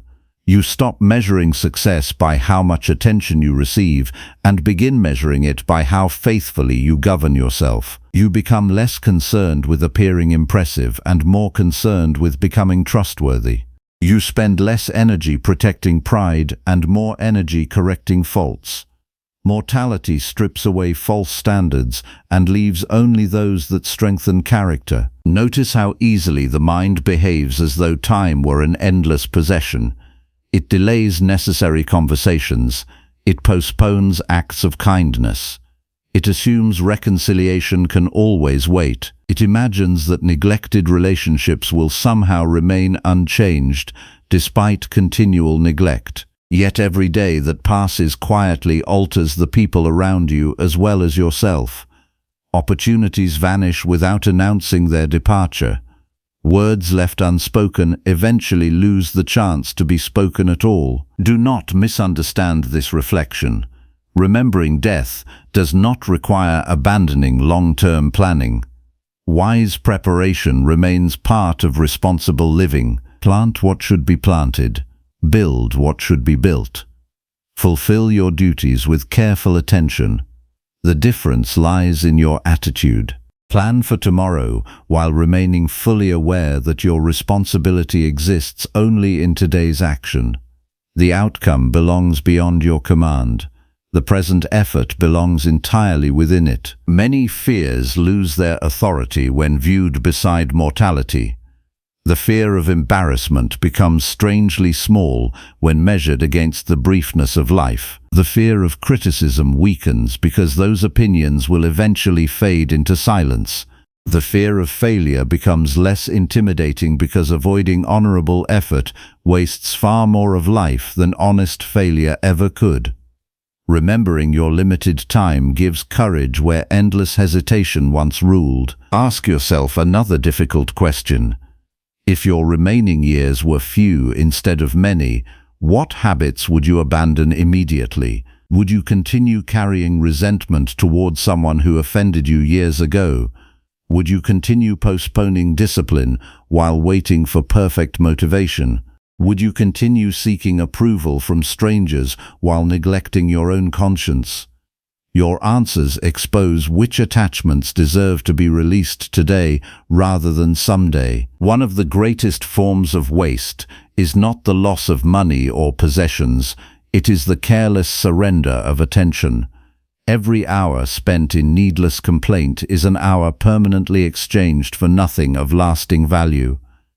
Every moment devoted to envy produces no improvement. Every argument fueled by pride consumes time that cannot be reclaimed. Once you understand this, you begin protecting your attention as carefully as others protect their wealth. Practice pausing whenever irritation begins to rise. Before allowing anger to shape your words, remember that both you and the other person share the same uncertain condition. Neither of you knows how many conversations remain. Let this awareness soften unnecessary harshness without weakening your commitment to truth. Speak honestly, but do not speak with cruelty. Correct when justice requires it, but do not allow pride to disguise itself as righteousness. During your work, remind yourself that every task deserves your full presence regardless of how ordinary it appears. Sweeping a floor, preparing a meal, writing a message, fulfilling a promise, listening carefully to another person, these become meaningful when performed with deliberate attention. The value of an action is not determined solely by its public importance, but by the quality of character expressed through it. The awareness of death also protects you from becoming intoxicated by success. Recognition fades, titles change, positions pass from one person to another, applause grows quiet. What seemed permanent reveals itself to be temporary. If you build your identity upon these things, insecurity follows because they cannot remain. Build instead upon honesty, moderation, justice, and courage. These remain worthy regardless of changing fortune. Whenever you experience loss, allow yourself to remember that everything entrusted to you has always been temporary. Relationships are precious precisely because they are not permanent. Health deserves gratitude because it cannot be guaranteed. Youth eventually yields to age. Strength gradually changes. Every season of life arrives with its own purpose before giving way to another. Resisting this order creates bitterness.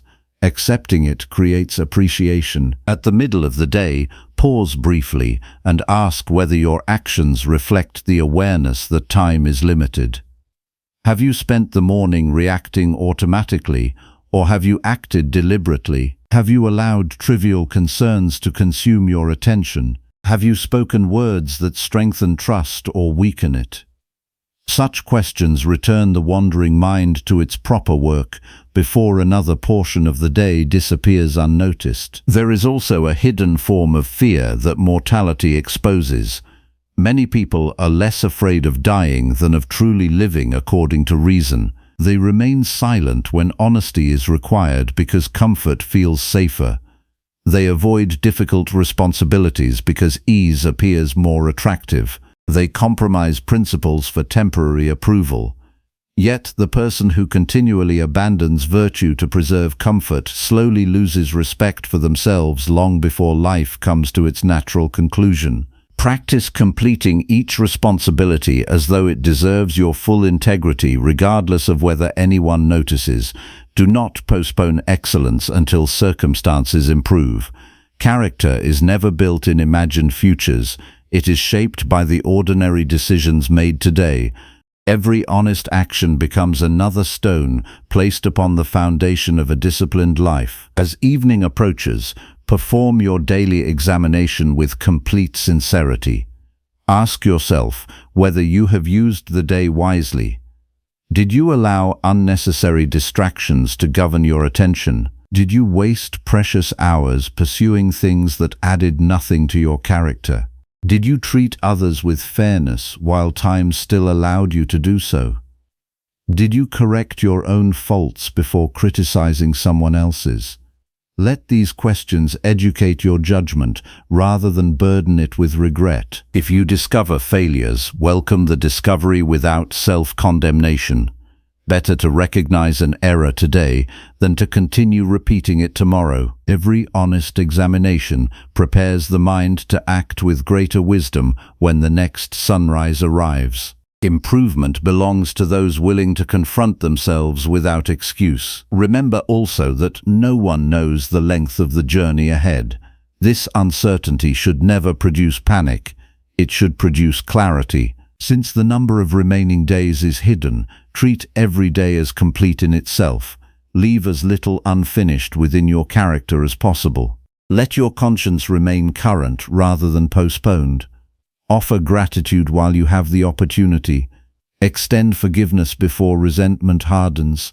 Fulfill your responsibilities without waiting for perfect conditions. Gradually, you will notice that the fear of death begins to lose its grip.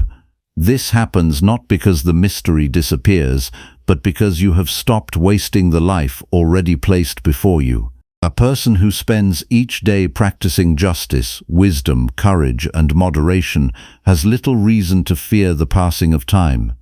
Such a person is already using time according to its highest purpose. The greatest tragedy is not that life eventually ends. The greater tragedy is allowing years to pass without ever becoming the ruler of your own mind. Many reach old age while remaining servants to impulse, vanity, anger, envy, and endless distraction. Their days were full, yet their character remained neglected. Do not permit this to become your story. Let each passing day find you slightly more governed by reason than the day before. Carry this reflection into tomorrow without heaviness. Let it sharpen your attention rather than darken your spirit. Rise with gratitude because another day has been entrusted to you, though not promised beyond itself. Speak truth while you have a voice. Perform your duties while strength remains. Love without clinging. Work without pride. Accept uncertainty without fear. Guard your judgments with unwavering discipline. When every day is lived in harmony with reason, death no longer appears as the thief of meaning. It becomes the quiet reminder that every moment was always precious, every choice always significant, and every opportunity to practice virtue always worthy of your complete attention. Number 7. Choose virtue over temporary pleasure. Every day you stand before two paths, though they rarely announce themselves with equal honesty. One promises immediate comfort, quick satisfaction, and effortless relief. The other asks for patience, discipline, and the willingness to endure temporary difficulty. The first path speaks loudly because it appeals to impulse. The second speaks quietly because it appeals to reason. Most people mistake the louder voice for the wiser one, and by the time they discover the truth, they have spent years strengthening habits that weaken their character. The question before you has never been whether pleasure exists. The question is whether you will allow pleasure to become your master. Temporary pleasure rarely introduces itself as a danger. It presents itself as something harmless, something earned, something deserved after a difficult day or a stressful week. It persuades you that one compromise cannot possibly matter. One careless word, one abandoned responsibility, one unnecessary indulgence, one dishonest shortcut, one moment of surrender. Yet character is not shaped by extraordinary decisions made once in a lifetime. It is shaped by ordinary choices repeated so often that they become the direction of your life. Look carefully at the moments you regret most. They were seldom caused by choosing what was difficult but right. More often they began when immediate satisfaction became more persuasive than lasting integrity. You spoke because anger felt satisfying. You delayed responsibility because comfort felt attractive. You remained silent when honesty demanded courage, because approval seemed more valuable than truth. The pleasure lasted only a moment. The consequences remained far longer. The disciplined mind understands something that impulse never wishes to admit. Every pleasure carries a question hidden beneath it. What will this require from my character? Some pleasures demand nothing harmful. They refresh the body, strengthen relationships, or provide honest rest after faithful effort. Others quietly ask you to surrender moderation, honesty, patience, or justice in exchange for brief satisfaction. The wise person examines the hidden cost before accepting the reward. Many people believe that discipline exists to make life harder. The opposite is true. Discipline exists because life becomes unnecessarily difficult when reason abandons its rightful place. Every uncontrolled appetite eventually asks for more than it first requested. Every habit of indulgence grows stronger through repetition. What began as an occasional choice gradually becomes a necessity. The person who once believed they were enjoying freedom slowly discovers they have become dependent upon the very thing they believed they controlled. You possess something greater than appetite. You possess the ability to examine every impulse before granting it authority. This ability is the foundation of self-governance. No desire, no temptation, no emotional craving possesses the power to command your actions unless your judgment agrees to follow it. Remember this whenever an urge appears overwhelming. The feeling may be powerful, but it is not your ruler. It is only a visitor asking for permission. Begin your morning by preparing your judgment before the first temptation arrives. Sit quietly for a few moments and remind yourself that comfort will invite you away from duty. Irritation will tempt you toward harsh speech. Vanity will encourage you to seek admiration instead of excellence. Laziness will whisper that important work can wait another day. Expect these invitations before they appear. A prepared mind recognizes temptation more quickly than an unprepared one. Do not ask yourself whether pleasure feels good. That answer is obvious. Ask instead whether the pleasure strengthens your ability to live according to reason. Does it leave your judgment clearer or clouded? Does it increase moderation or encourage excess? Does it strengthen your relationships through justice and kindness or weaken them through selfishness? Every choice either trains your character or weakens it. There is no neutral decision where the soul is concerned. Notice how often the mind justifies what it already wants. Instead of asking what is right, it searches for reasons to excuse what is convenient. It becomes remarkably creative whenever virtue requires sacrifice. It calls avoidance prudence. It calls indulgence self-care. It calls dishonesty necessity. It calls resentment justice. These names do not change the nature of the action, they merely make surrender appear respectable. One of the clearest signs that reason is losing authority is the inability to endure discomfort. A delayed reward begins to feel unbearable. A difficult conversation seems impossible. A demanding responsibility appears unfair. Yet every meaningful improvement requires the willingness to remain steady when comfort is unavailable. The body may seek ease, but the rational mind asks a different question. What action best expresses integrity at this moment? Practice refusing yourself small pleasures from time to time, not because pleasure is evil, but because dependence is. Choose the simpler meal when a richer one is available. Walk instead of seeking convenience whenever circumstances allow. Delay unnecessary entertainment until responsibilities have been completed. Resist the urge to answer every irritation immediately. These exercises strengthen a remarkable confidence. They remind you that your happiness does not collapse simply because an impulse remains unsatisfied. Throughout the day, pause whenever you notice yourself saying, "I feel like it." Feelings deserve acknowledgement, but they do not deserve unquestioned obedience. Replace that sentence with another. Is this worthy of the person I am trying to become? This single question shifts attention away from passing emotion and toward enduring character. Gradually, your identity becomes shaped less by appetite and more by deliberate choice. Many people spend years chasing excitement while neglecting tranquility. Excitement depends upon constant stimulation.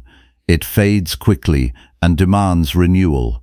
Tranquility grows from a well-ordered mind. It remains available even when circumstances become difficult because it rests upon inner discipline rather than external sensation. Learn to value calm strength more highly than endless excitement. One nourishes the soul, The other continually exhausts it. Guard yourself especially against pleasures that encourage forgetfulness. Anything that persuades you to neglect your responsibilities, ignore your conscience, or abandon self-examination deserves immediate suspicion. Temporary escape often appears attractive because honest reflection requires effort, yet avoiding the truth never removes it. The neglected fault quietly grows stronger while attention remains elsewhere. Another subtle temptation deserves careful observation. The desire to appear virtuous instead of becoming virtuous.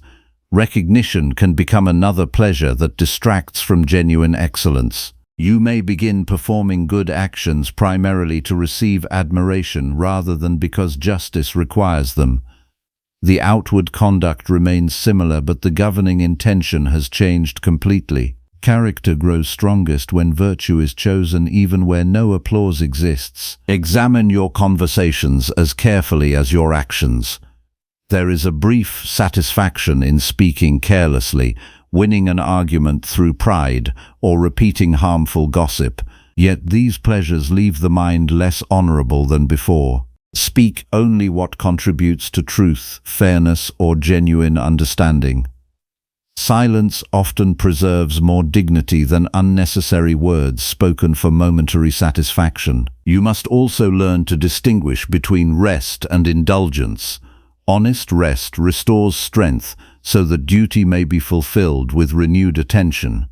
Indulgence avoids duty altogether. One serves reason, the other weakens it. The difference is not found in the activity itself, but in the intention guiding it. Ask whether your pause prepares you to return to responsibility or merely postpones what should already have been done. There will be moments when choosing virtue feels lonely. Others may mock moderation.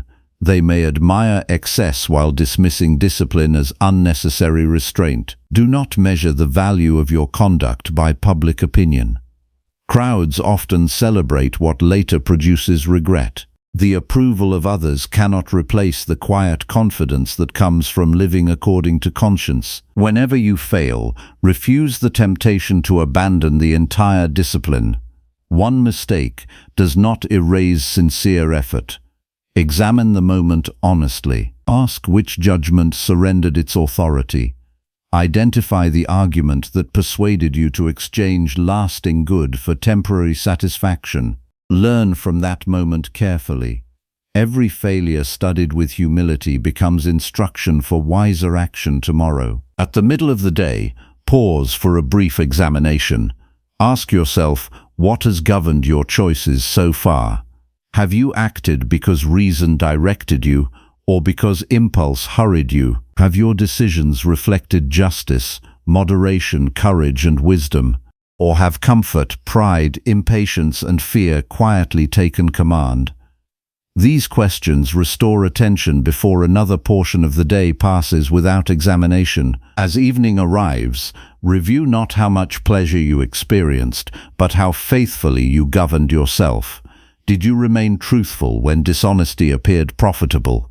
Did you fulfill responsibilities before seeking entertainment? Did you remain patient when irritation promised immediate satisfaction? Did you refuse desires that would have weakened your integrity?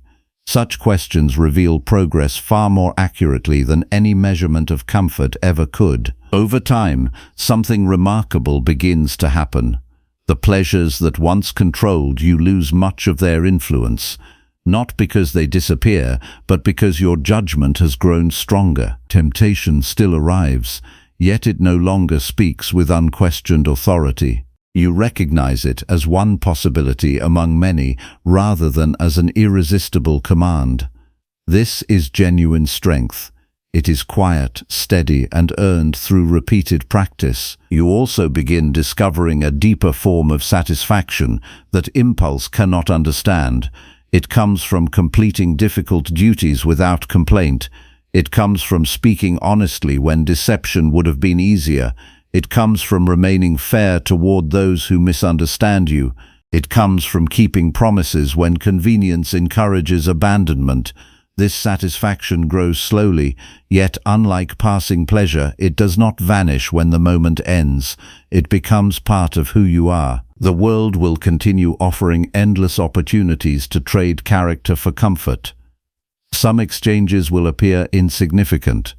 Others will promise remarkable rewards. Measure every offer by the same standard. Ask what it requires from your integrity. No possession, no recognition, no pleasure, and no temporary relief can compensate for the gradual erosion of your own judgment. Once reason loses its authority, every external gain becomes increasingly empty. Understand that the purpose of discipline is not to create a joyless life. Its purpose is to prevent lesser pleasures from stealing the greater good. A well-governed mind is capable of enjoying honest comforts without becoming dependent upon them.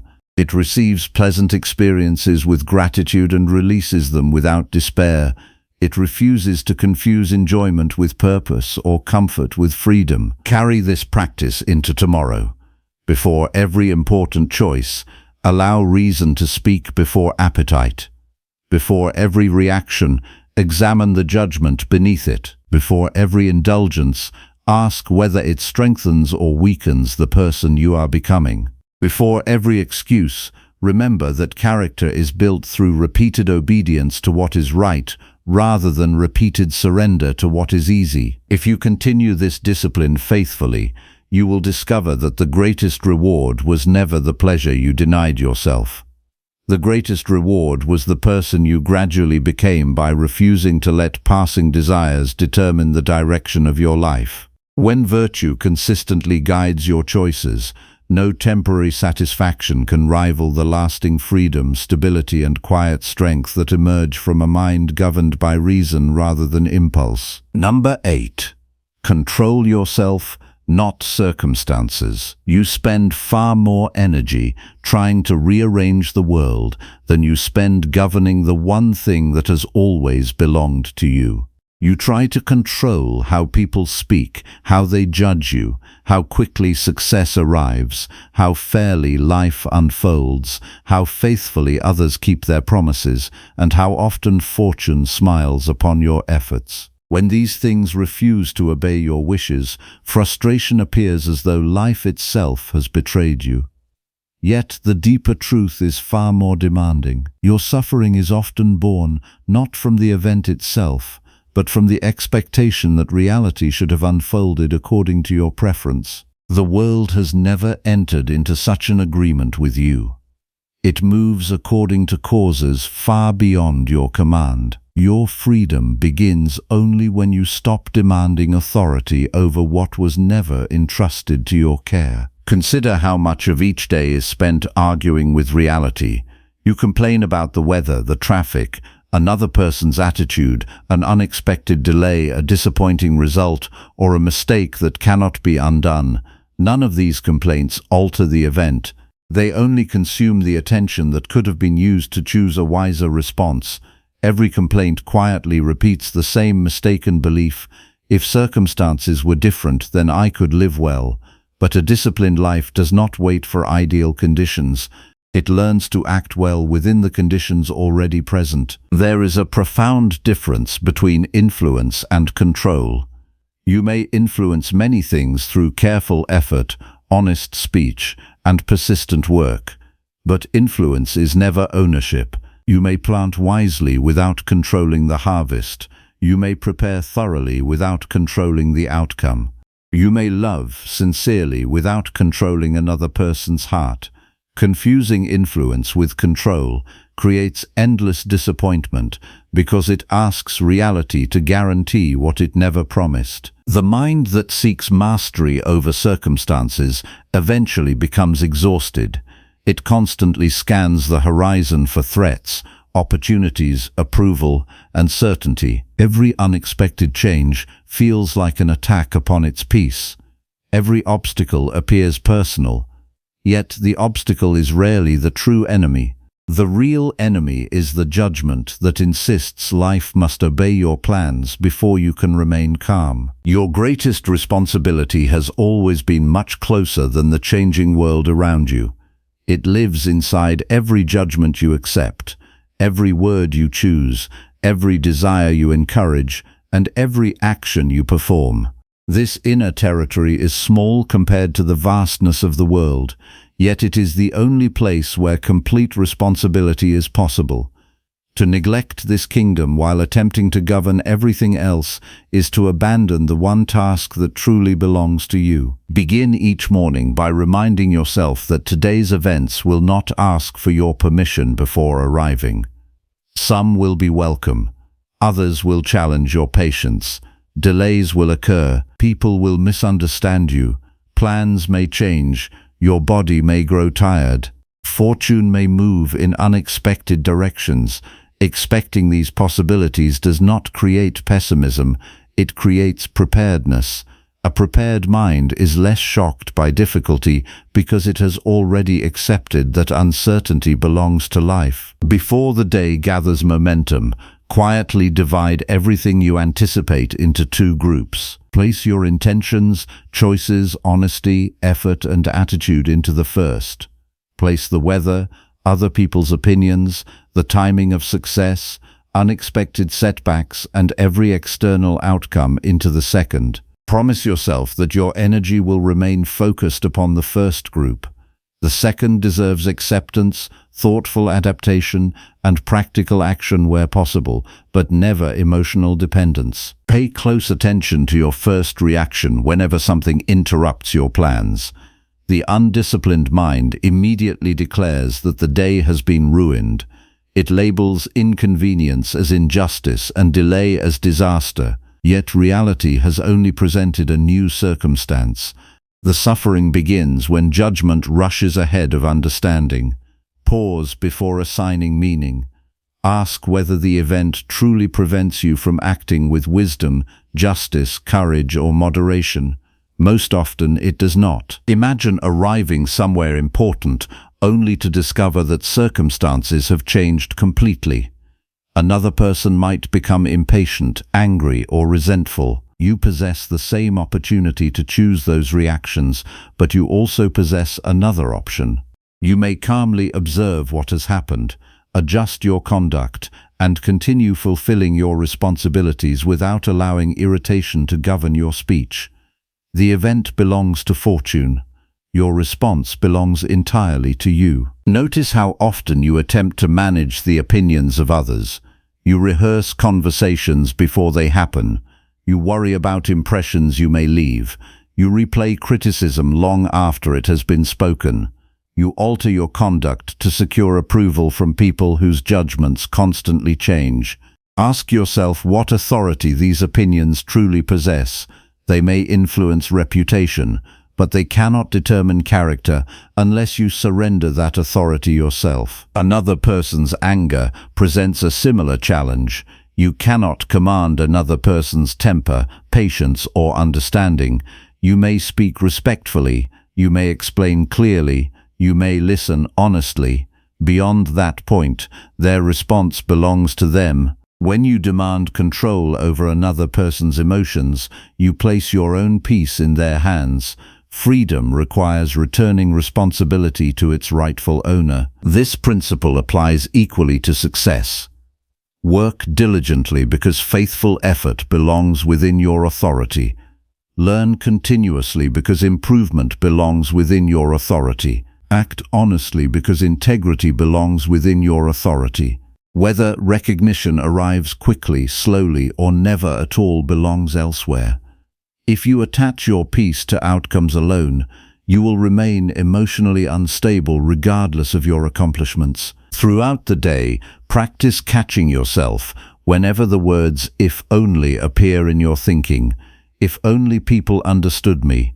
If only circumstances were easier. If only the past had unfolded differently.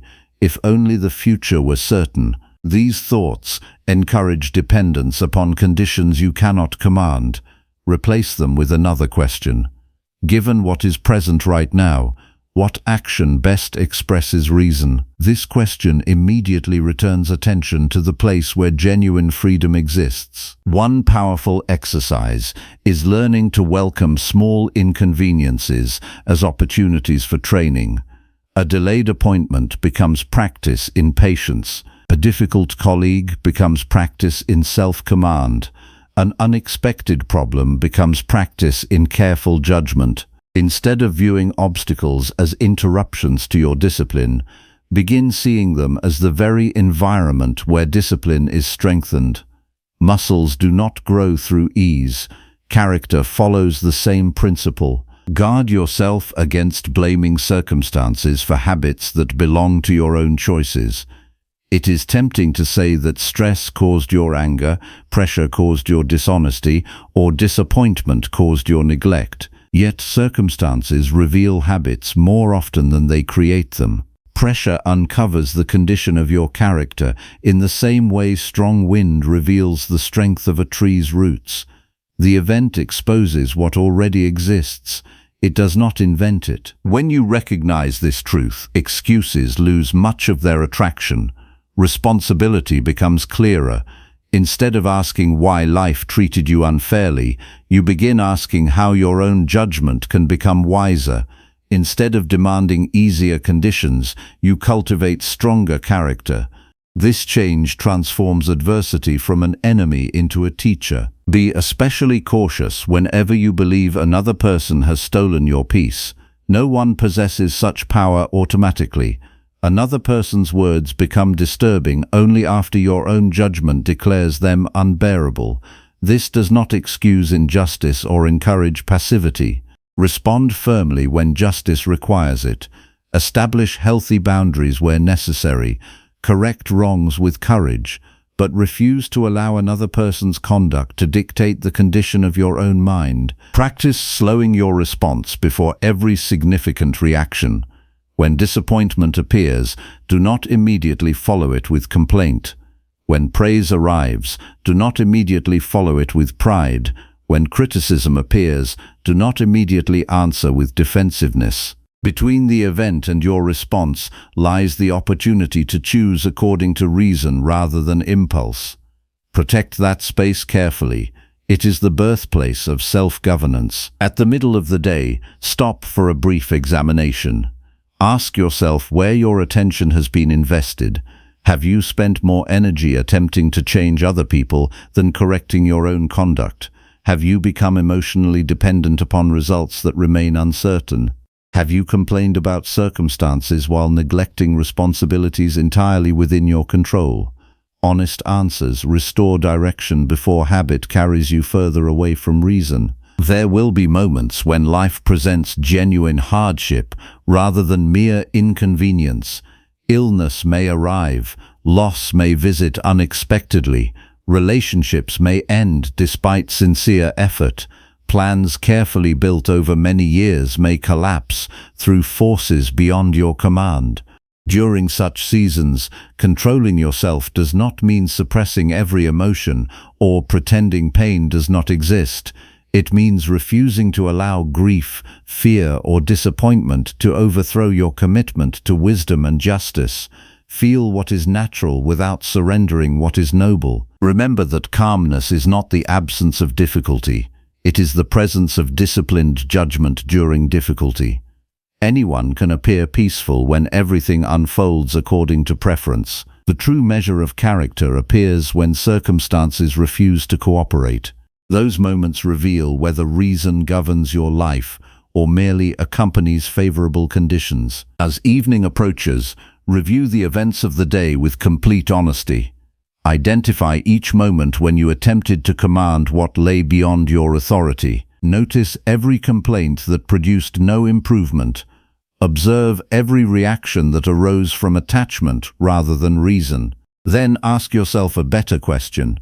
Where could I have governed myself more faithfully? This examination transforms daily experience into continual instruction. Do not condemn yourself for discovering weakness.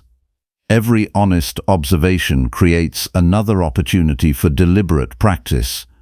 Character is not perfected through wishing, it is refined through repeated correction.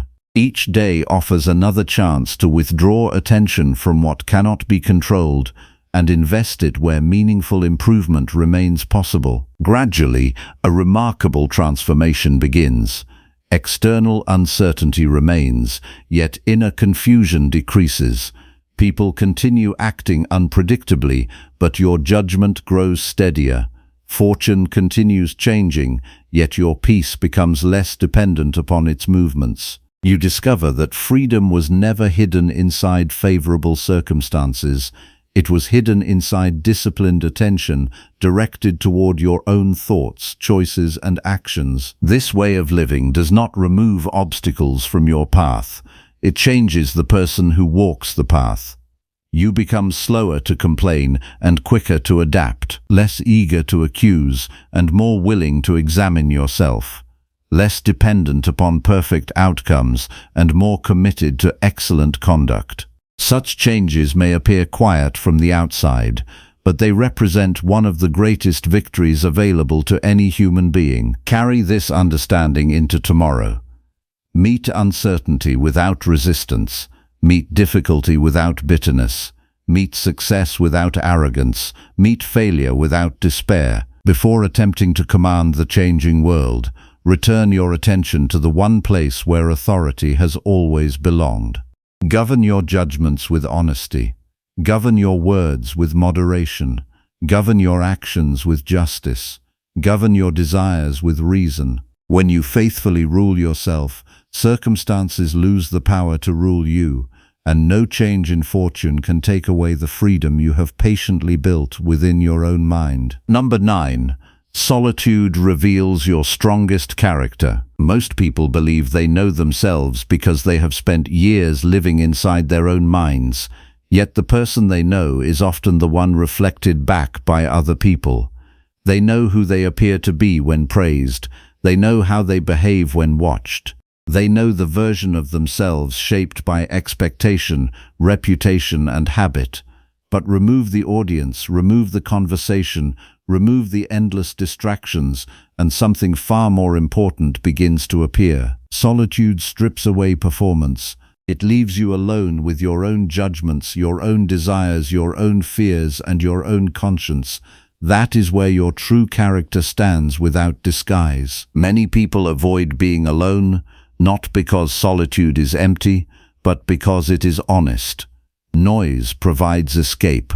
Constant activity postpones reflection. Endless entertainment keeps difficult questions at a safe distance. As long as attention remains fixed upon the outside world, the inner world can remain neglected. Yet neglected thoughts never disappear. They simply continue directing your life from the shadows. What you refuse to examine eventually becomes what quietly governs you. There is a difference between loneliness and solitude. Loneliness searches desperately for someone to remove inner discomfort. Solitude accepts temporary aloneness as an opportunity to strengthen the mind. One depends upon external company to create peace. The other uses silence to discover whether peace already exists within. If your own company feels unbearable, the problem is not the absence of other people. The problem is that your own mind has become unfamiliar territory. Ask yourself a difficult question. When you are completely alone, what immediately seeks your attention? Do you rush toward distraction before stillness can settle? Do you reach for endless stimulation because silence feels uncomfortable? Or do you remain present with your own thoughts long enough to observe them without fear? Your first impulse in solitude reveals habits that ordinary busyness often conceals. The disciplined life does not fear quiet moments because quiet reveals what must be improved. Without interruption, you begin noticing how quickly your mind wanders toward resentment, anxiety, vanity, or imagined conversations. Thoughts arise without invitation. Old injuries ask to be remembered again. Future worries demand preparation for events that may never arrive. At first, this discovery may seem discouraging. It is not. What becomes visible can finally be trained. You cannot govern a mind you refuse to observe. A ruler who never inspects his own city cannot understand why disorder spreads through its streets. Your inner life deserves the same careful attention. Every belief should be examined. Every recurring judgment should be questioned. every emotional habit should be observed before it is obeyed. Solitude provides the space where this work becomes possible. Begin each morning with a few moments free from unnecessary noise. Before messages, conversations, and obligations begin shaping your attention, remain quietly with your own thoughts. Do not seek extraordinary experiences, simply observe the condition of your mind. Notice what it desires, what it fears, and what it expects from the coming day. Then gently remind yourself that your responsibility is not to control every event, but to govern your own judgments throughout whatever the day presents. During these quiet moments, ask yourself what kind of person you intend to become before asking what you hope to accomplish. Achievement without character easily becomes another form of attachment. Success guided by wisdom strengthens the soul. Success pursued through vanity weakens it. Establish your inner direction before circumstances begin pulling you toward countless distractions. Solitude also reveals the stories you continually repeat about yourself. Perhaps you quietly believe that you are incapable of change. Perhaps you tell yourself that patience is impossible, that courage belongs only to other people, or that your past permanently defines your future. These judgments often survive for years because they are rarely challenged. When silence removes external voices, you finally hear the voice that has been shaping your conduct all along. Do not accept every thought simply because it appears inside your own mind. Thoughts deserve examination just as words from another person deserve examination. Ask whether each judgment serves reason or merely repeats old habit. Does this belief encourage justice, moderation, courage, or wisdom? Or does it strengthen fear, resentment, and excuse? Your mind deserves truth more than familiarity. Many people seek constant companionship because they fear discovering dissatisfaction within themselves. Yet no relationship can permanently solve a disorder that belongs inside your own judgment. Another person may offer encouragement, wisdom, and affection, but they cannot perform your inner work. That responsibility cannot be delegated. It begins only when you become willing to sit honestly with yourself without immediately searching for escape. Throughout the day, practice creating brief moments of inward return, even while surrounded by activity. Before responding to criticism, pause. Before answering praise, pause. Before making an important decision, pause. These small acts of inward attention remind you that reason should lead every action rather than impulse. Solitude is not limited to physical isolation. It is also the ability to remain inwardly composed while the world continues moving around you. Observe how differently you behave when no one is watching. Do you maintain the same honesty in private that you display in public? Do you keep promises made only to yourself? Do you complete responsibilities even when recognition is impossible? Character is measured most accurately where applause cannot reach. Anyone can appear disciplined under observation. Genuine integrity remains faithful without witnesses. Be cautious not to confuse isolation with wisdom. Solitude is valuable only when used correctly. A person may spend years alone while continually strengthening bitterness, pride, or self-pity. Silence alone does not improve character. Honest examination does. Every quiet moment should move you closer to clearer judgment, greater humility, and stronger self-command, rather than deeper attachment to destructive thinking. One valuable practice is ending each day with deliberate reflection before seeking sleep. Sit quietly and revisit the day without excuse or self-condemnation. Where did your judgment remain steady? Where did emotion quietly take command? Which words reflected justice? Which actions weakened moderation? Which fears proved unnecessary? This examination transforms experience into instruction.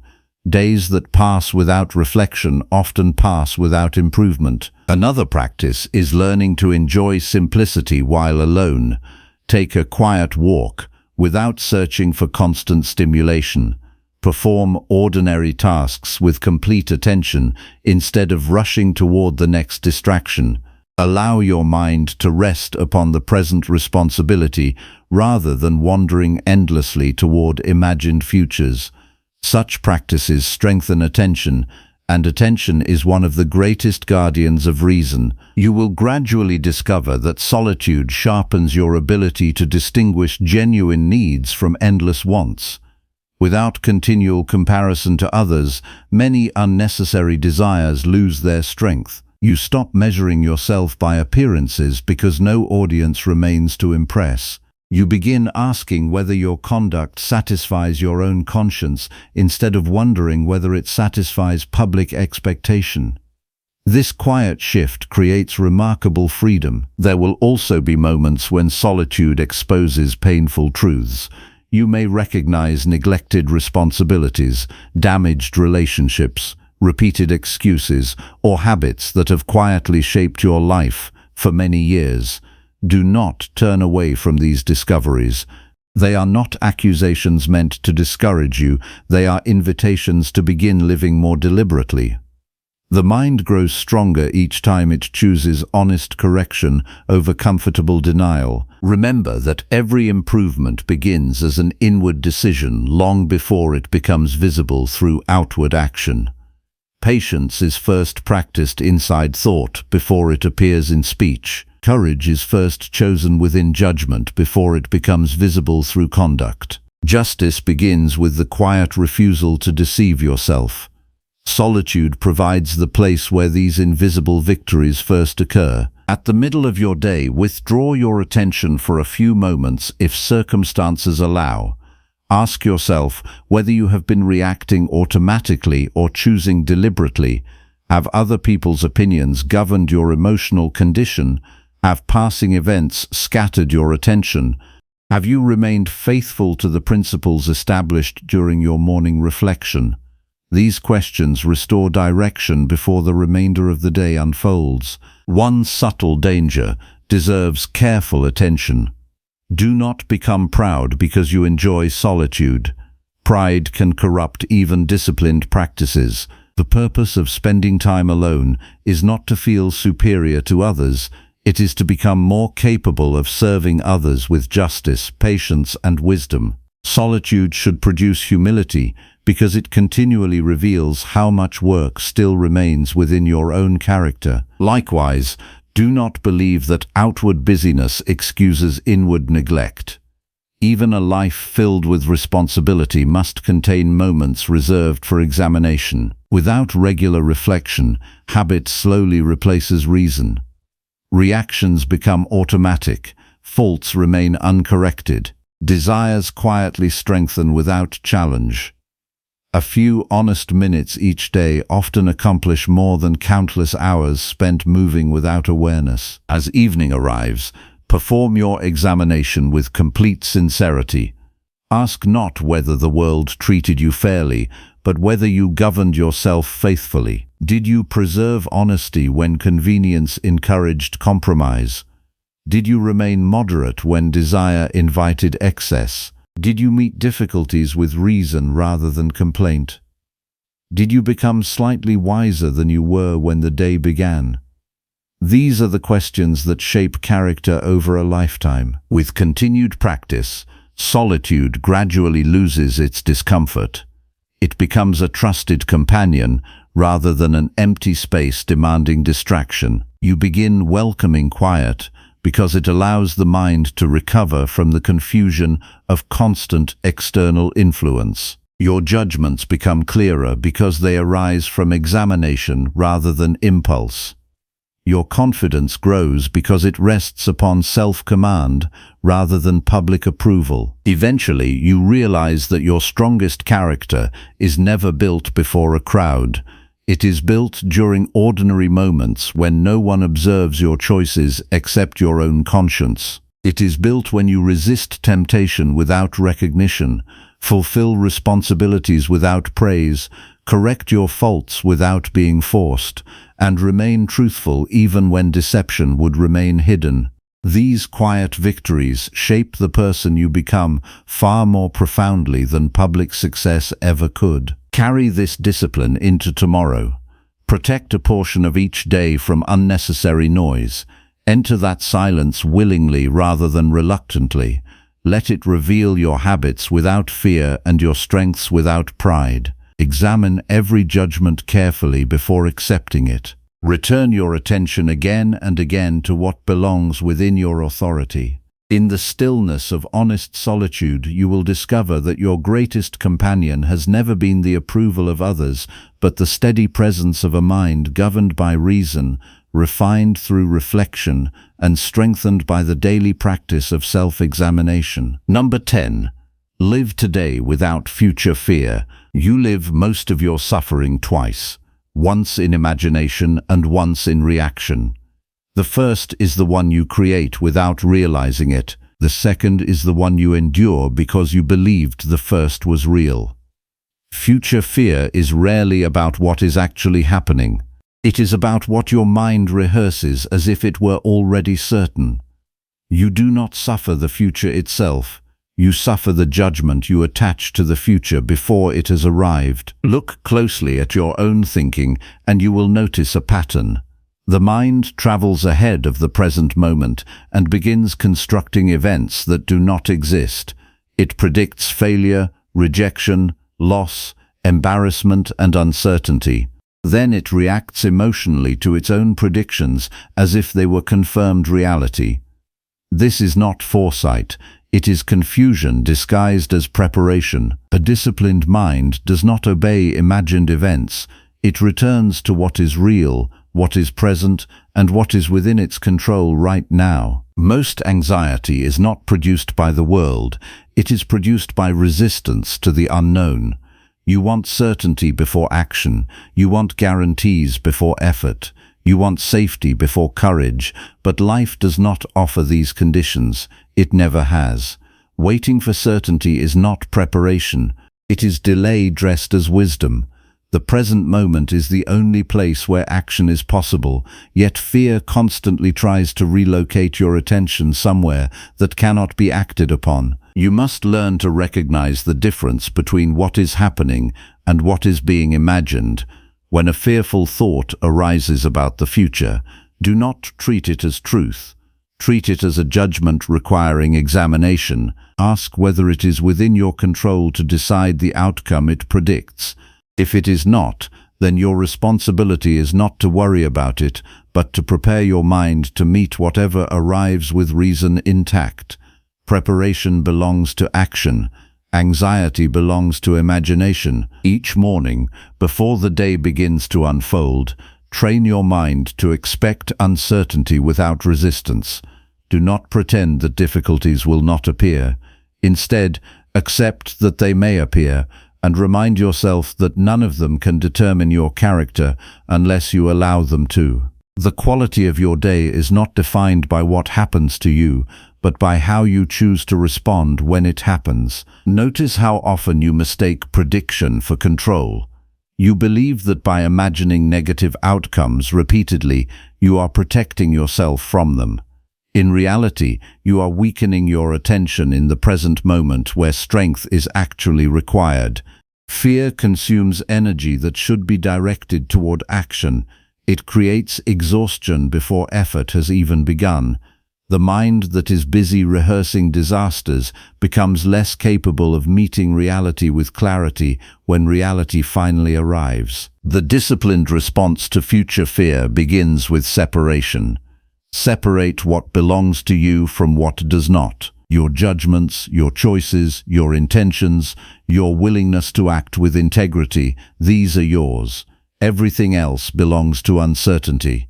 Once this distinction is clear, fear loses much of its authority. It no longer governs your attention because it no longer confuses what you can control with what you cannot. When you find yourself anxious about what might happen later today, tomorrow, or in some distant future, bring your attention back to the present task in front of you. Ask what is required right now to act with reason. If you are working, work with full attention. If you are speaking, Speak with honesty and care. If you are resting, rest without mental escape into imagined scenarios. The mind trained in presence does not waste itself in time that does not exist. Many people believe they are preparing for life by worrying about it in advance.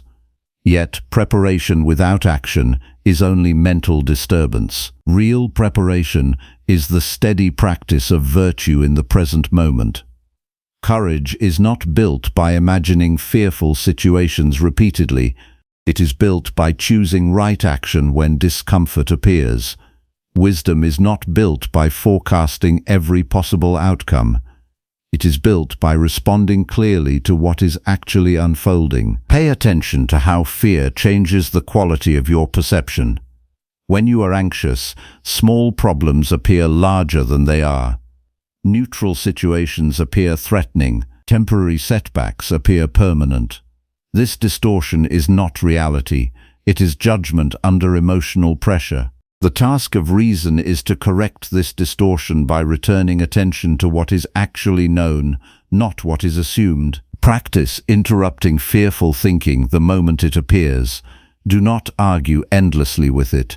Do not build elaborate counter-narratives. Simply return to the question, is this within my control right now? If yes, act.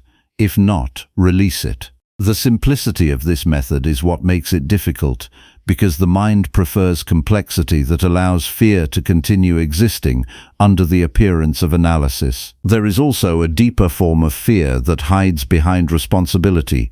It claims to be caution, planning, or careful thinking, but it continuously delays necessary action. It keeps you preparing endlessly while never stepping into the moment where effort is required. Recognize when thought becomes a substitute for action. A mind that is always preparing but never acting is not disciplined, it is avoiding reality. Live each day as a complete unit of responsibility.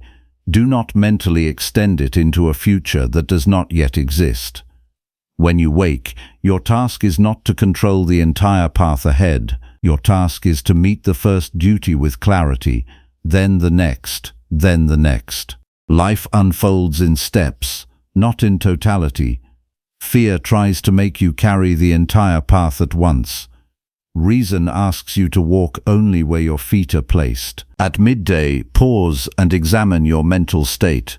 Notice whether your attention has been living in imagined futures more than present responsibilities. Notice whether your energy has been spent on worry instead of action. If it has, do not judge yourself harshly. Simply return. The mind is trained not through perfection, but through repeated correction. When fear appears again later, treat it as a signal, not a command. It signals that your imagination has moved ahead of your control. It does not mean danger is present, it means attention must be brought back. This shift alone changes the relationship you have with uncertainty. Instead of resisting it, you begin to meet it with readiness. You will also discover that many fears lose power when spoken clearly.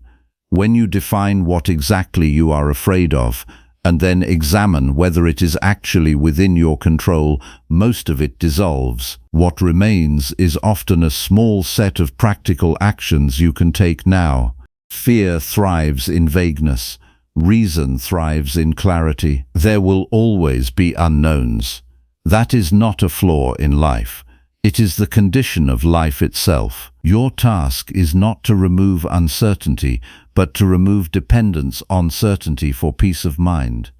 A stable mind does not require guarantees. It requires disciplined attention to what is immediately possible. As evening arrives, review your day with honesty. Where did fear pull you away from action? Where did imagination replace reality? Where did you delay what could have been done because you were mentally living in a future that had not arrived? Do not dwell on these questions as regret. Use them as training. Every moment of awareness strengthens your ability to remain present tomorrow. Over time, something important changes. The future still remains unknown, but it no longer feels threatening. Not because it has become predictable, but because your mind has stopped surrendering authority to it. You begin to understand that no imagined outcome can harm your character unless you abandon reason in the present moment. Live today fully within its boundaries. Do not extend your suffering beyond what is real. Do not borrow pain from events that have not occurred. Do not sacrifice present clarity for future illusions. Each moment asks only one question of you. Will you act according to reason now, or will you lose yourself in what does not exist? When you answer that question correctly, repeatedly, and without hesitation, fear loses its grip, and life returns to the only place it has ever truly been lived, this present moment.